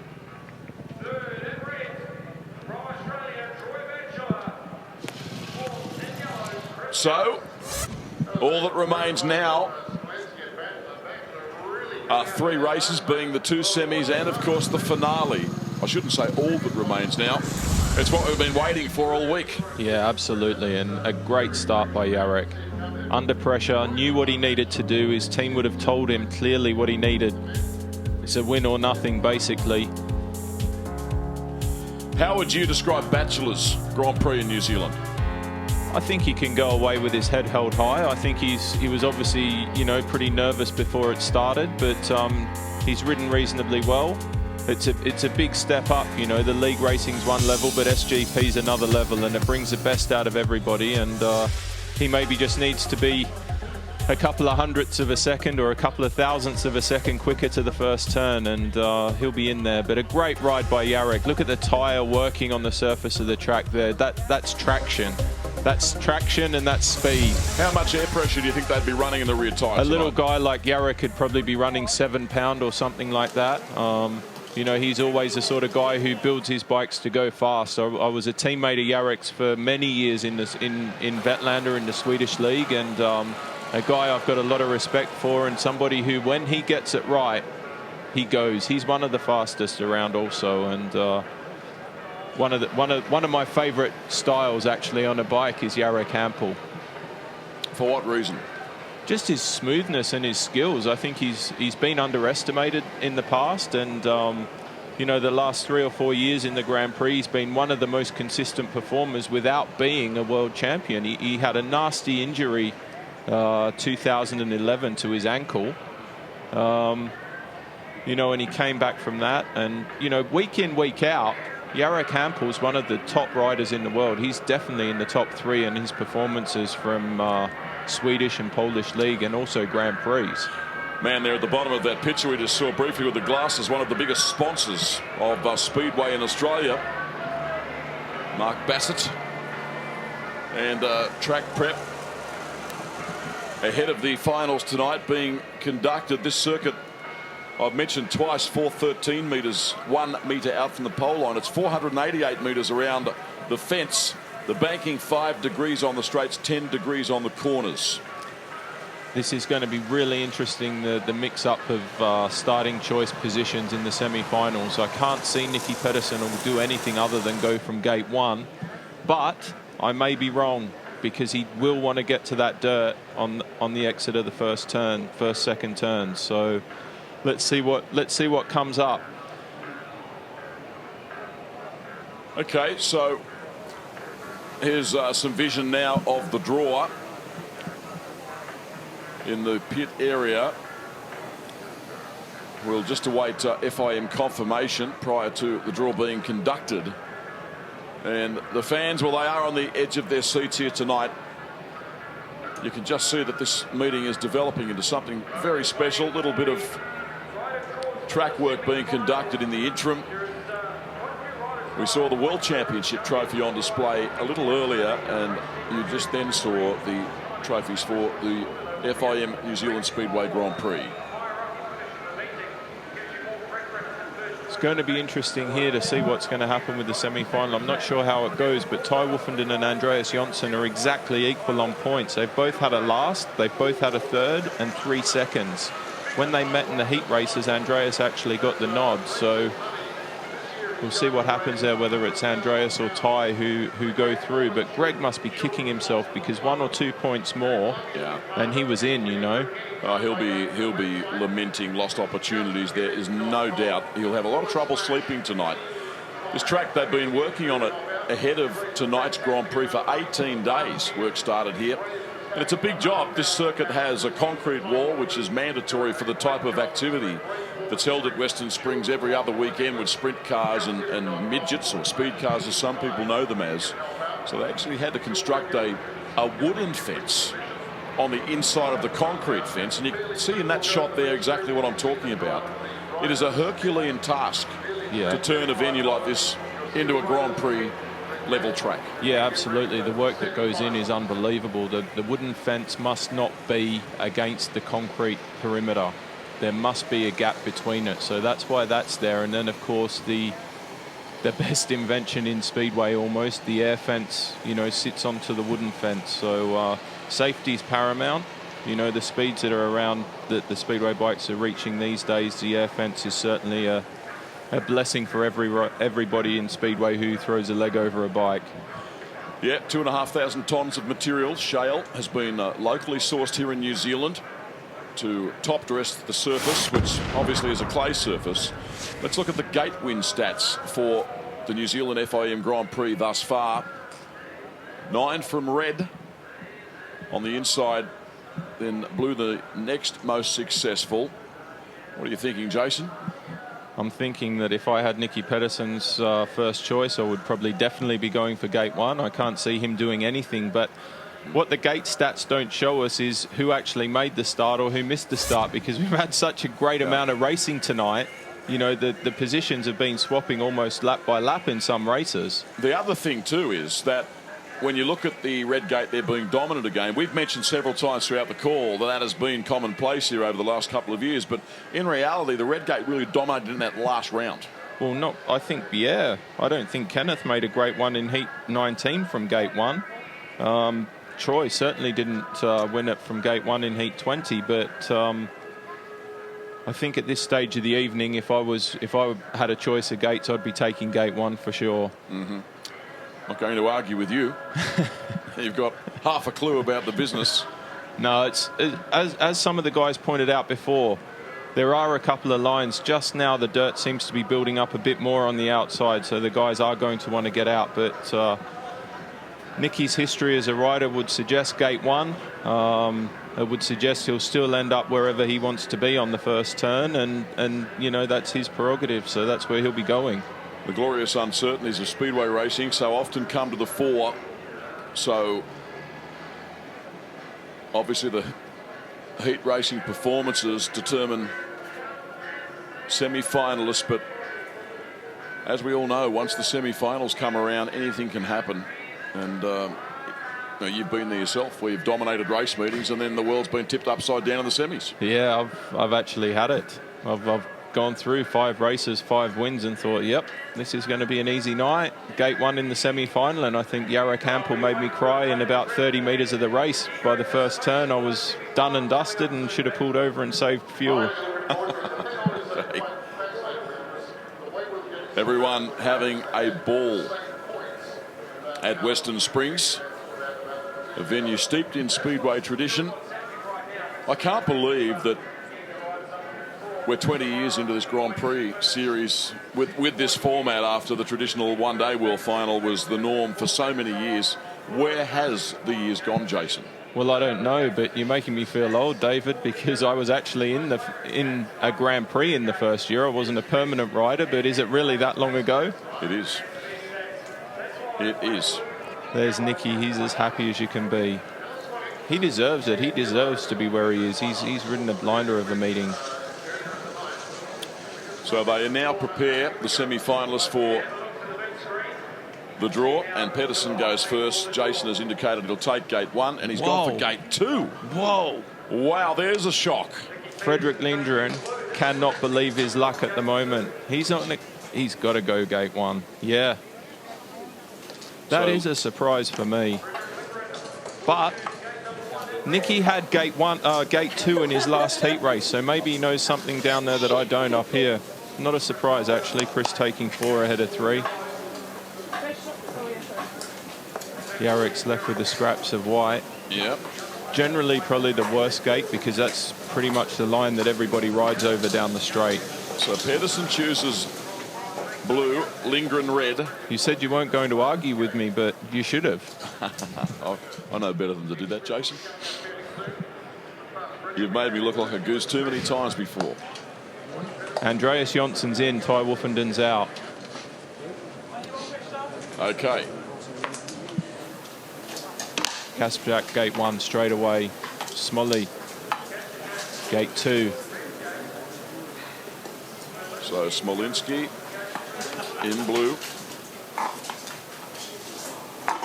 And Bier. He's checking what the previous heats have done. He's not sure. He's gone 4 as well. Leaves Andreas off 3. So 3's the one that nobody wants. And Andreas begrudgingly takes it. So there it is for you. Kasperjak, Smolinski, Jonsson and Bier. Yeah. In the second semi-final. Well, so Lindgren in the first semi-final will start in red. Pedersen in blue. Hampel white, and Holder yellow. So if you're Chris Holder, given the way things have panned out, what are you thinking? Make the best start that I've made all night and go as fast as I can. You know, anybody who says that they've got a tactic going off the start around the first corner on a Speedway bike, if you're off gate 1 and it's a really great gate, you can sometimes pick what you're going to do. But when you're off gate 4, you give it the lot. Let's go down to Mark Gottlieb now, who's with a very disappointed, I'm sure, Greg Hancock. Yes, that's right. Greg must be really disappointed to be missing out on that semi-final. Yeah, it feels like those 3 zeros woke me up out of hibernation, you know, and realized the winter's over. So for me, it's to get back in business. But I'm glad I came away with 2 wins there because I battled hard. I can't really put a finger on exactly what happened, but it's beginning of the year. Obviously, 6 points at least helps in that long season, doesn't it? Yeah, that's right. Those 6 points are going to go all the way, you know, and this is a good wake-up call. And now, you know, we were feeling good, but, you know, sometimes you get a little rattle. Obviously, World Championship at the end of this season is the goal. Where do you go from here? Well, you know, and we head back to Europe right away. So whatever we did or didn't do right tonight, we're going to try to put it to good form and be ready for Bydgoszcz in a few weeks' time. But till then, it's back in business, lots of racing to do. Thank you to Greg. Always managing a smile. He will be bitterly disappointed. It's less than ideal way of starting your 2014 campaign at a venue he would have been really looking forward to coming to. Well, the first time he's missed a final, I think, here. You know, he certainly looked good in practice. You couldn't have faulted his form in practice, but he just didn't manage to make any starts in his first 3 races. And a couple of times he was in a tricky situation and didn't pan out for him. But here are the guys for the first semi-final. They're all focusing their concentration on their start and first turn.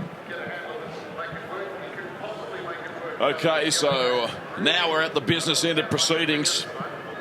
First semi-final of the New Zealand Grand Prix. I think it's been an absolutely cracking event. It has, and the decision by Nicky Pedersen to take A2, I'm still surprised about it.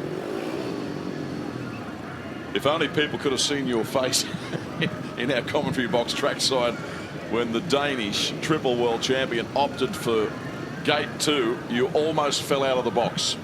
Surprised, absolutely stunned. But again, when Nicky's confident, and he's very, very confident tonight, I mean, he deserves to be the way he's riding. He probably feels he can make the start from any gate with anybody, and maybe he's happier with the position that gate 2 is going to give him on the first turn. Well, very much the individual trusting his decision. First semi-final. A start is imminent with the Swedish rider Lindgren on the inside.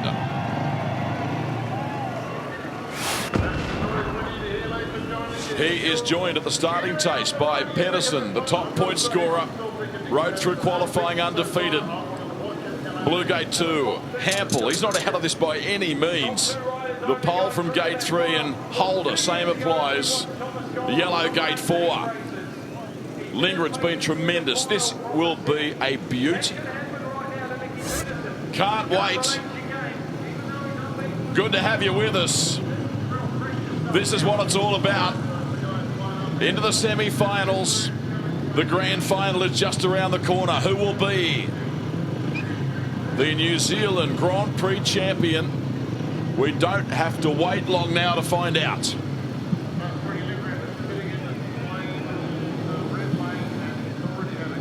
Chris Holder's doing plenty of work off gate 4, right up next to the fence. Maybe he's found something up there that he likes.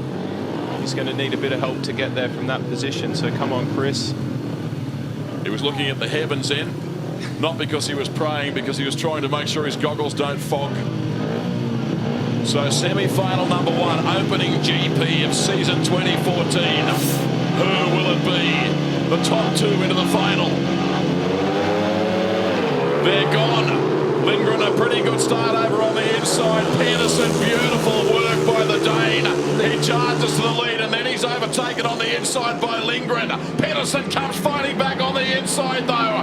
He's down low on the circuit. And Holder, Chris Holder, doing a tremendous job too. Here comes the thunder from down under. Lindgren's just taken a a big dive. He's moved Pedersen right over. Holder's through. Chris Holder into second. Pedersen, is it possible he'll miss the final after being the top man all night? They come off turn number 4, and the race leader here is Frederick Lindgren. Chris Holder in second. Pedersen driving up hard on the inside now. He got a great run there, Crumpy. He got a great run up the inside of Chris Holder. Chris didn't quite have the momentum, but Frederick Lindgren. Yellow flag on display. Lindgren the leader, last lap. Pedersen is in second. Holder looking for the big outside slingshot here. What a race in the first semi-final. Holder's gone for the big one on the last turn. He's gone wide. Can he get it? Can he get it? Nicky's got gone. chopped out. Pedersen getting into a bit of bother, and he blocked Holder's charge. What a race. What an unbelievable race, Frederick Lindgren. He moved Nicky Pedersen over there completely, gave Chris Holder the whole track on the inside to get through, which he took. Nicky Pedersen fought back past Chris Holder. What a race. Crumpy, unbelievable. I know you were desperate to speak, but my appearance in that event sponsored by Panadol. Can I please sit down? Semi-final number 1. Lindgren, outstanding performance. He and Pedersen go to the final tonight. Holder and Hampel eliminated. But gee, Chris, he gave it one heck of a fight. I'll tell you what, Chris Holder can go away from the first Grand Prix he's been in for about 9 months with his head held high. What a performance, gutsy performance by Chris. Frederick Lindgren, what a stunner. Straight up the inside of Nicky Pedersen there, no mercy. Nicky went with him and stayed up high. Nicky's even looking happy with a second place.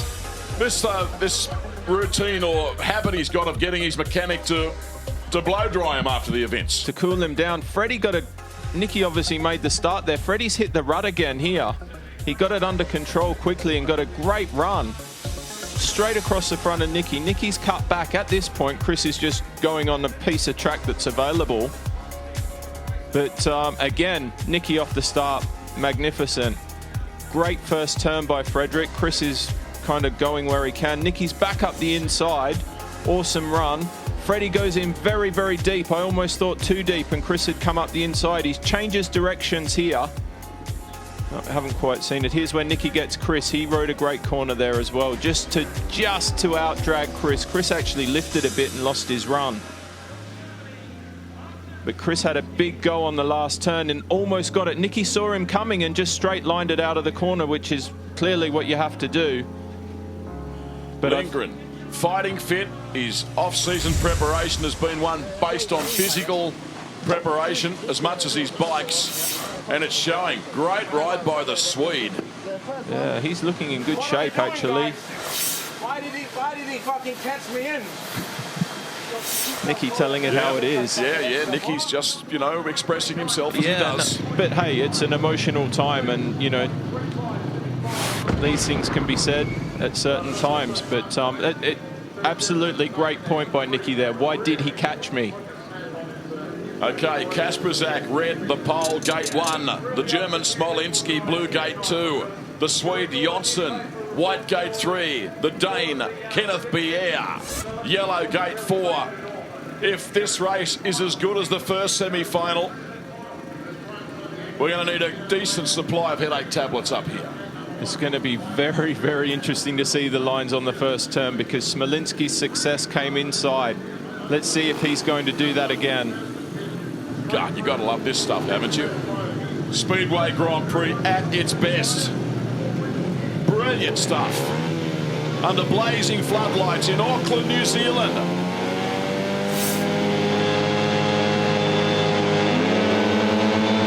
Racing in the second semi-final, the clutches fly, so too the tapes. Kasperzak, a beautiful start on the inside. Here's Smolinski though. The German goes to the front, unbelievable. He did it, he's been doing it all night. He's done it again in the semi-final, but Kasperzak's winding it up on the outside. Here he comes. No, Kasperzak up the inside. Great move. Smolinski's going to be back there though to drag him down the straight. Here comes the German on the inside, taking it up to the race leader again. It's Jonsson in third, Bier in fourth. We're going to battle raging up front here. A tremendous battle in the red helmet colour. Kasperzak is the leader in advance of the German Smolinski. What a GP by the German Smolinski. He's been so good tonight. He's down low on the circuit, driving hard on the inside of Kasperzak. One to run. That's it. That's that inside line working for him. Kasperzak's changed his lineup. He's coming in really tight and letting the bike run right up to the banking and dirt on the exit of the turns. It's working a treat for him. But Smolinski's just plugging away around the inside and Kasperzak takes it, Jason. He wins the second semi-final. Smolinski second. He will be pinching himself. Yeah. His debut GP season, he makes the final. What a performance. I take my hat off to the guy. I'll be honest, I did not expect that. But what a performance by Kasperzak. I mean, he's been one of those riders. He's struggled a little bit from the back, but he's shown some unbelievable racing skills tonight.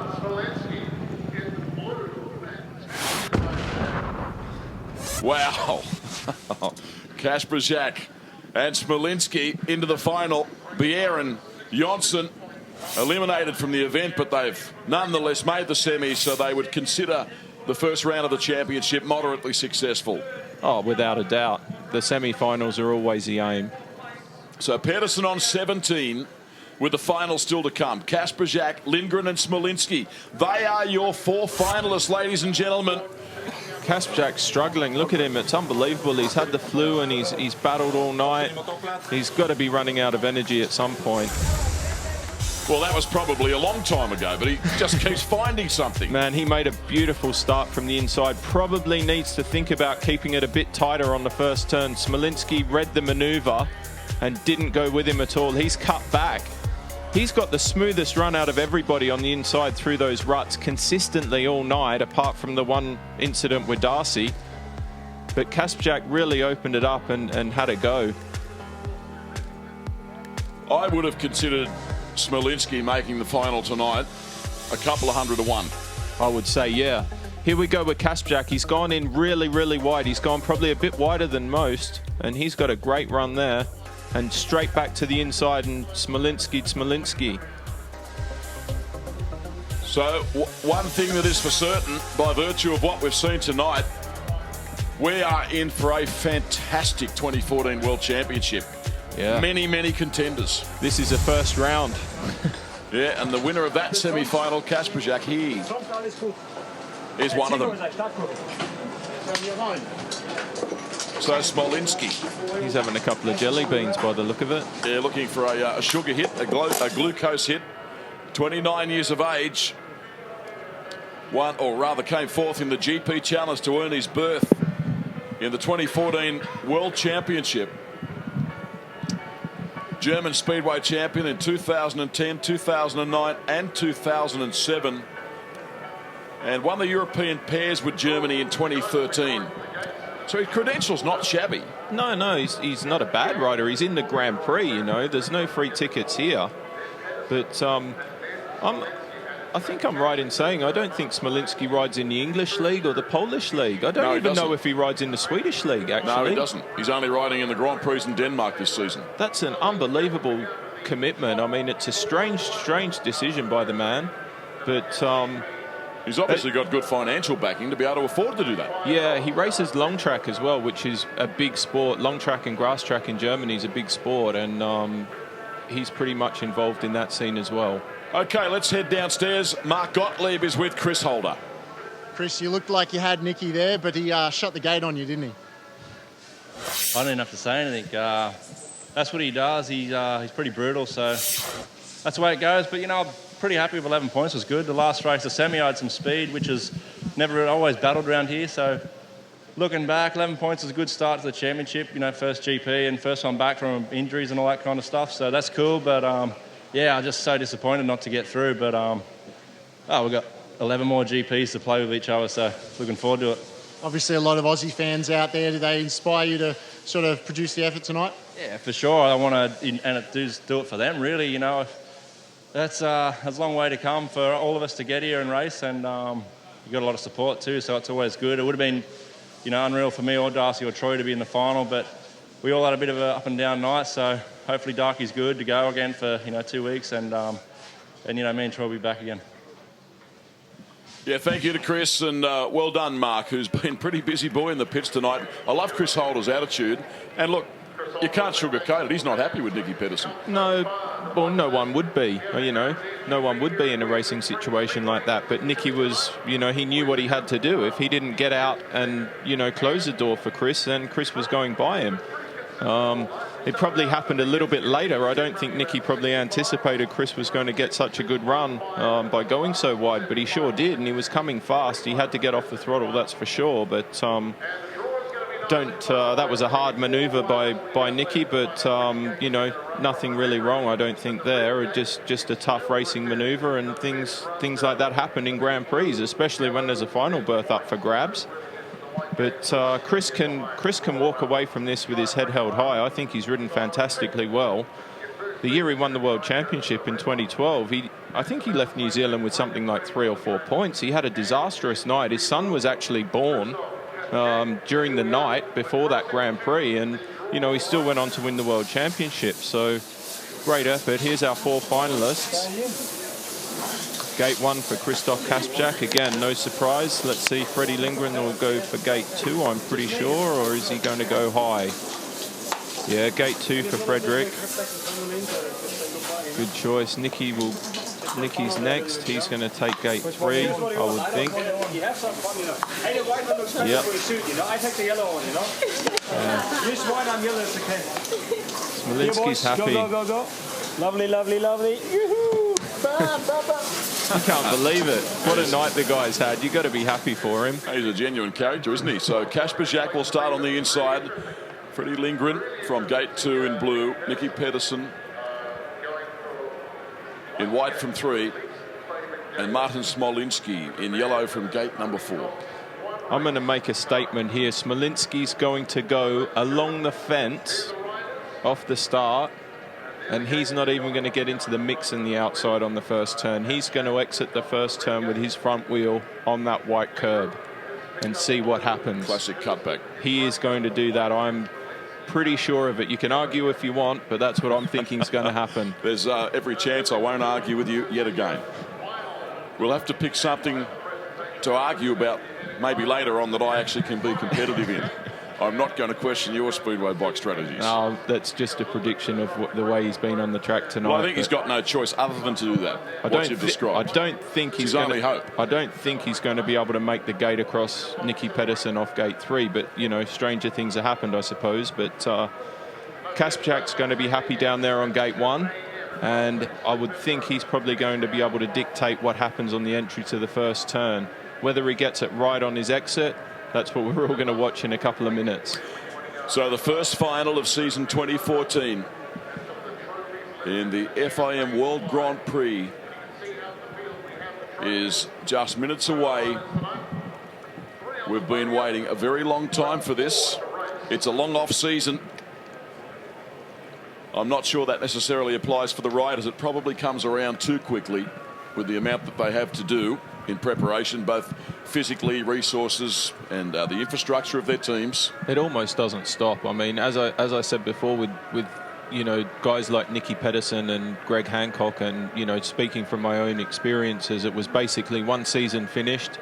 You know, different guys. I did different things. I used to sometimes do testing at the end of the season while I was still in race mode to try some new things out for the following year.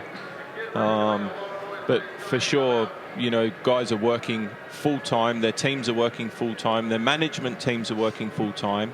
And actually, an interesting point, Ty Wolfenden's manager, Peter Adams, who's one of the most renowned team managers individually in the British Elite League, and a manager of former world champions, riders like Ollie Olsen and Bruce Penhall, guided them to world championships. He's not here this weekend with Ty Wolfenden. And I would almost think that that's probably the first Grand Prix.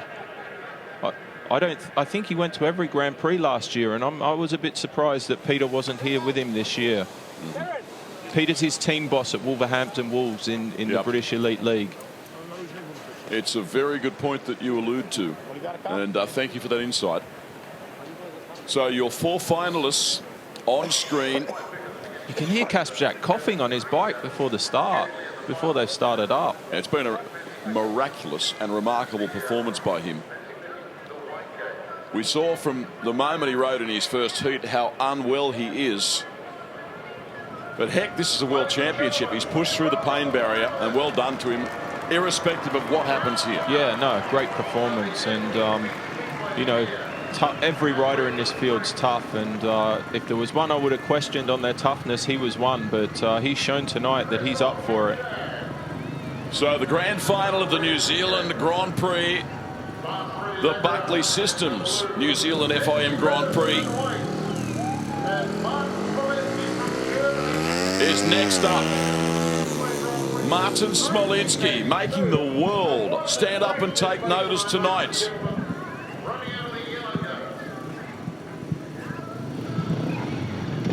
Kasperzak has shown great toughness. There he is on the inside. There is Nicky Pedersen, the Dane. A big chance here.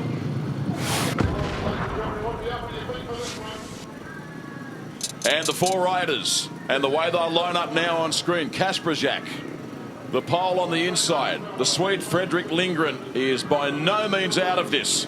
Pedersen, the Dane, in white, and Smolinski. Anything's possible from him. Yellow helmet colour, gate 4. Fredrik Lindgren's looked quicker and quicker as the night's gone on, so I wouldn't underestimate him. You can't underestimate any of these four in the final. This is going to be a fantastic race, and the charge to the first corner, I don't think, is going to give us a full outcome of the race from what we've seen so far tonight. That man on screen, Lindgren, has been great with a capital G. So welcome everyone to our coverage in the final of the New Zealand Speedway Grand Prix. Round 1 of 12 to determine the 2014 World Championship. A massive crowd in the stadium, beautiful evening, world-class speedway at its very best, and you have not missed a thing.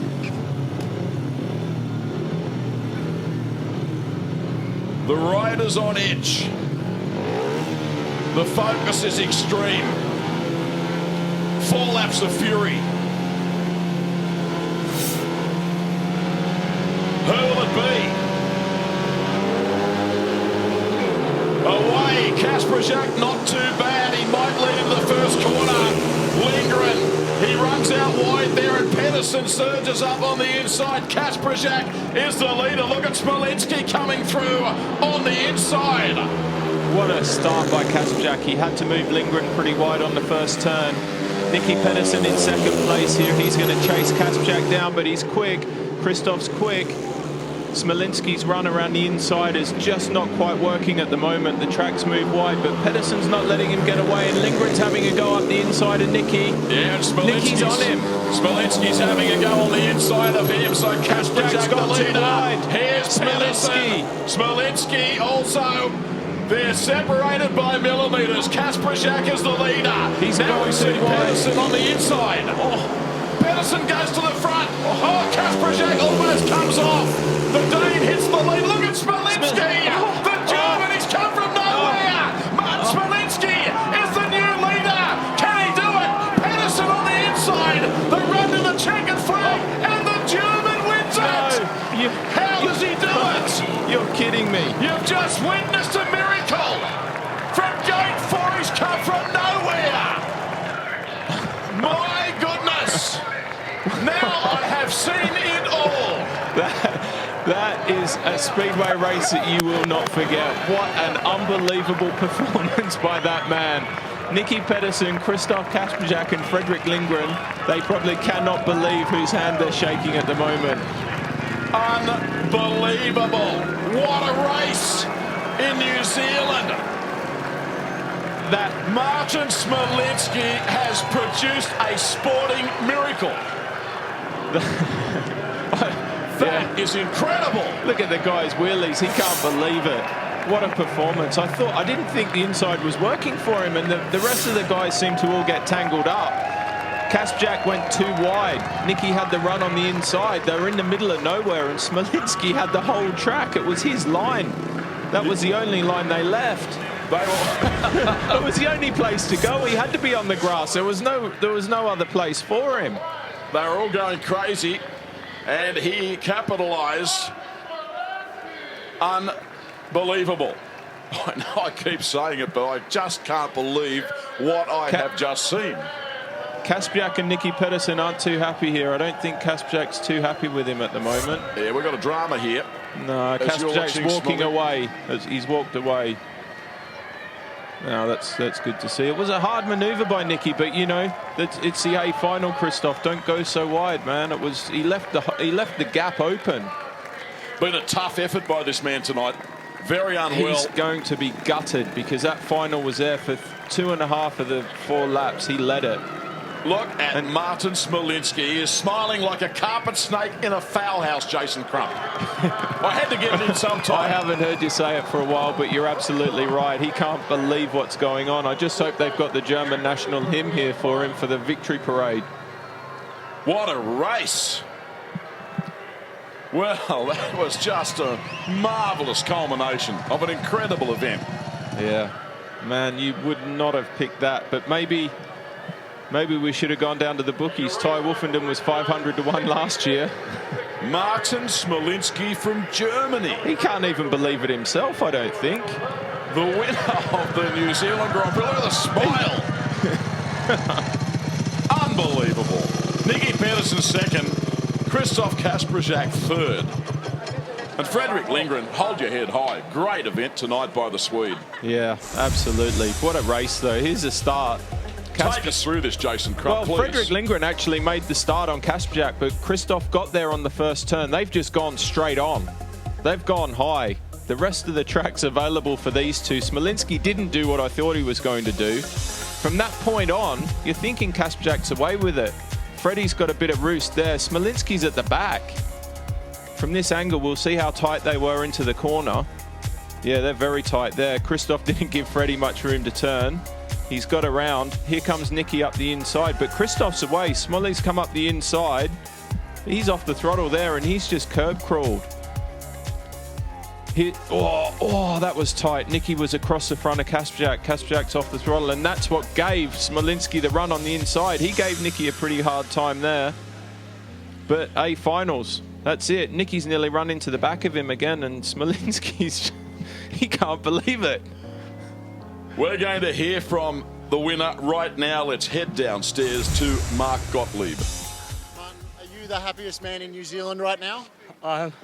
It's unbelievable, you know. I'm working since 20 years for this goal. There are not many people, a lot of people against me. We had a lot of troubles the last days here in the pits. But I think I showed which pace we have.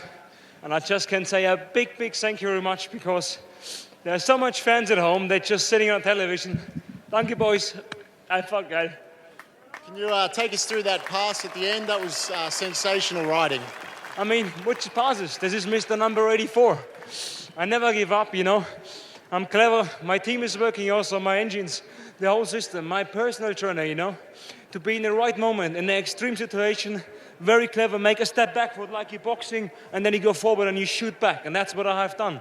I mean, this is just the way how I'm working, you know. That's the main reason why I'm not doing so many races, but I'm going 100%, you know, be fit on the right point, and here I am in the GPs, and I win my first ever GP, and it's unbelievable.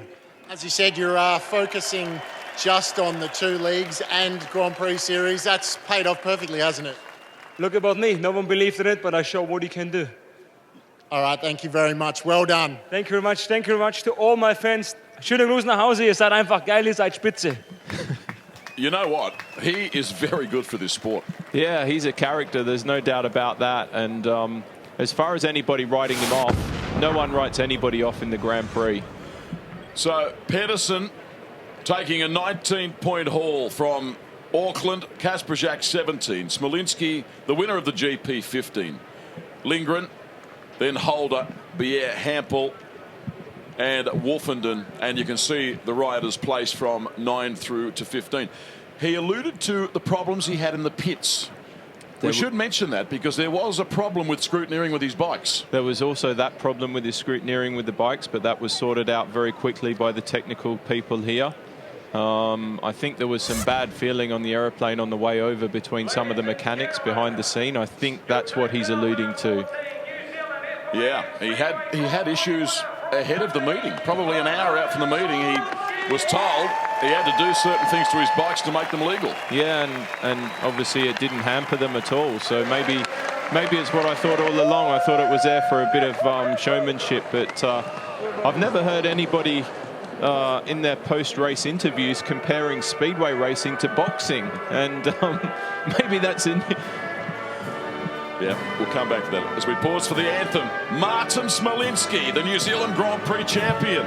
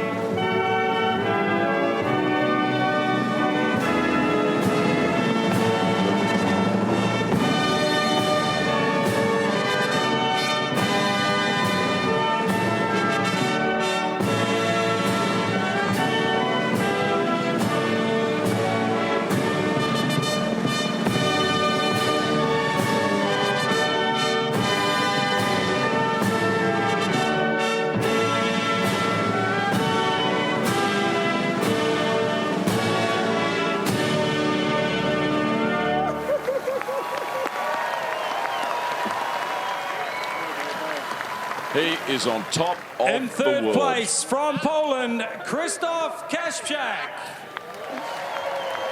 Presenting the trophy is four-time World Speedway champion Barry Briggs, MBE. Very, very courageous performance by that man tonight, as we've alluded to a number of times. And now here's Nicky.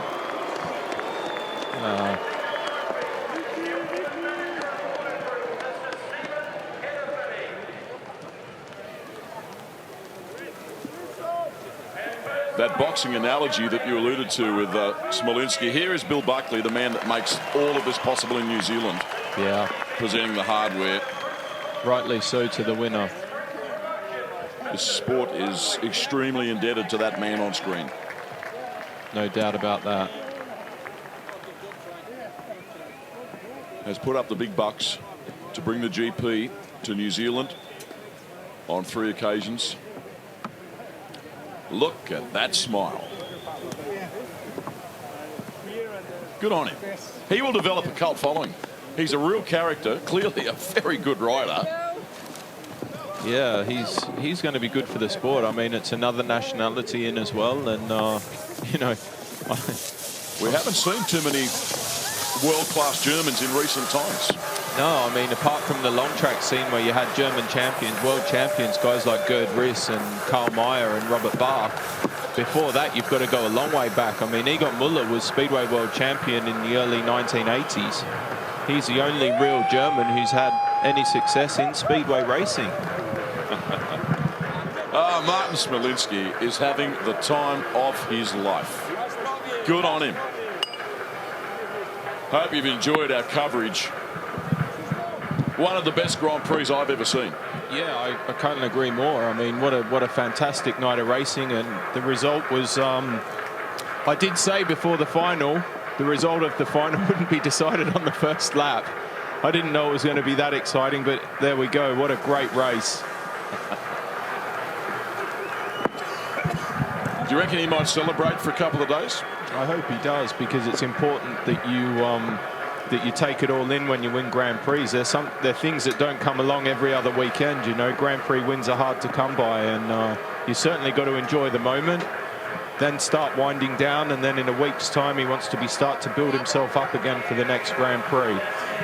Krzysztof Kasprzak, he looks a lot better now, doesn't he? He looks healthier. It's all over. He's thinking, I can actually enjoy it now. Yeah. But he has shown again tonight, he's underlined his world class, there's no doubt. Yeah, and you know, he's been one of those riders on the fringes for a few years. There's a few of them. Niels Christian Iversen came up last year and got a 3rd place in the championship. Matty Zagar's another one. Freddie Lindgren is another one. You know, they've shown glimpses of their form, but they haven't been able to put it together for a year. So, you know, with any luck for Krzysztof, he'll be able to do it this year. Yeah, we are in for a tremendous World Championship in 2014. So many other riders that can be in the mix as genuine contenders. Hampel, Bier, Johnson on his night, we know how good he can be. Woofenden, Hancock, Zagar, you've mentioned Everson, Darcy Ward, Chris Holder. Yeah. Doesn't end, does it? No, it doesn't. And this is World Championship Speedway. That's why it's, you know, it's a great sport. It's one of the most exciting sports to watch. And I mean, what we've seen tonight, tell me something that's better. Tell me something that a motorsport event you've seen on TV that's been better than this. You've got my vote, Crumpy. I mean, what an unbelievable night. Motorsport like this. No, and you know, we've said it earlier in the evening about the track preparation by Ollie Olsen and his team. Ollie's put a couple of stinkers out there in the past, but hats off to him tonight. What a tremendous racetrack. And, you know, when you have passing like that all the way through the night and it still carries on to the final race, 23 races. The last lap of the final race. Absolutely. No, brilliant. Absolutely brilliant by all stakeholders. And a new star has been born tonight. I believe so. You know, I'm looking forward to seeing what he can produce once the series gets back to Europe. And, you know, we'll see how his theory on doing it, which is way different than any other rider has ever done before. You know, he's talking about riding, you know, once a week. You know, the leading riders in the Grand Prix are racing, you know, 2, 3, 4 times a week. No, it's exactly right. It's a radical departure from the norm. Jason, congratulations, if I can say, your debut tonight. Fantastic. Thank you very much. It's been a pleasure to be involved. A wonderful insight by one of the world's greatest ever riders.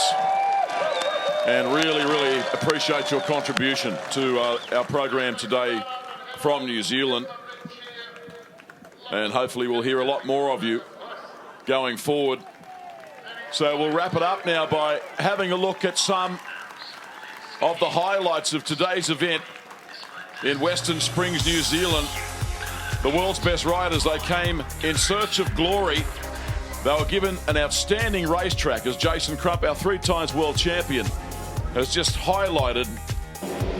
Every rider was able to put his best foot forward on a beautifully prepared racing surface. There were so many riders in the mix that showed not just how competitive they were going to be tonight, and one of them was Kasprzyk, who showed great toughness to continue on in the meeting despite feeling so ill. And that man Smolinski was looking for a fairy tale, and it turned out he delivered it. Pedersen was the man to beat. He was outstanding right throughout the qualifying heats, emerged undefeated. And of course we saw the Australian Darcy Ward.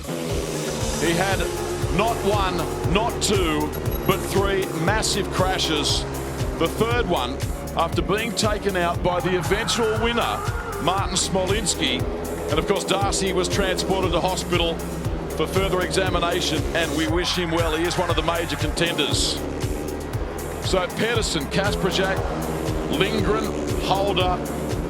As you look at the Darcy Ward accident that I've just alluded to, Pierre Hampel, Johnson, and a number of others, they'll all have their turn in season 2014. Greg Hancock, a shocking start to the event. Pointless after 3 rides, was able to come surging back with 2 fine victories. But once again underline that he will be there and competitive in the 2014 World Championship. Naturally, we saw plenty of temper tantrums. We saw heroes, we saw heartbreak. Lindgren firing an early warning shot to his rivals that he'll be in the championship chase right up to his helmet in 2014. But in the end, the man that started in the yellow helmet colour from gate number 4, Martin Smolinski, created a sporting miracle in New Zealand.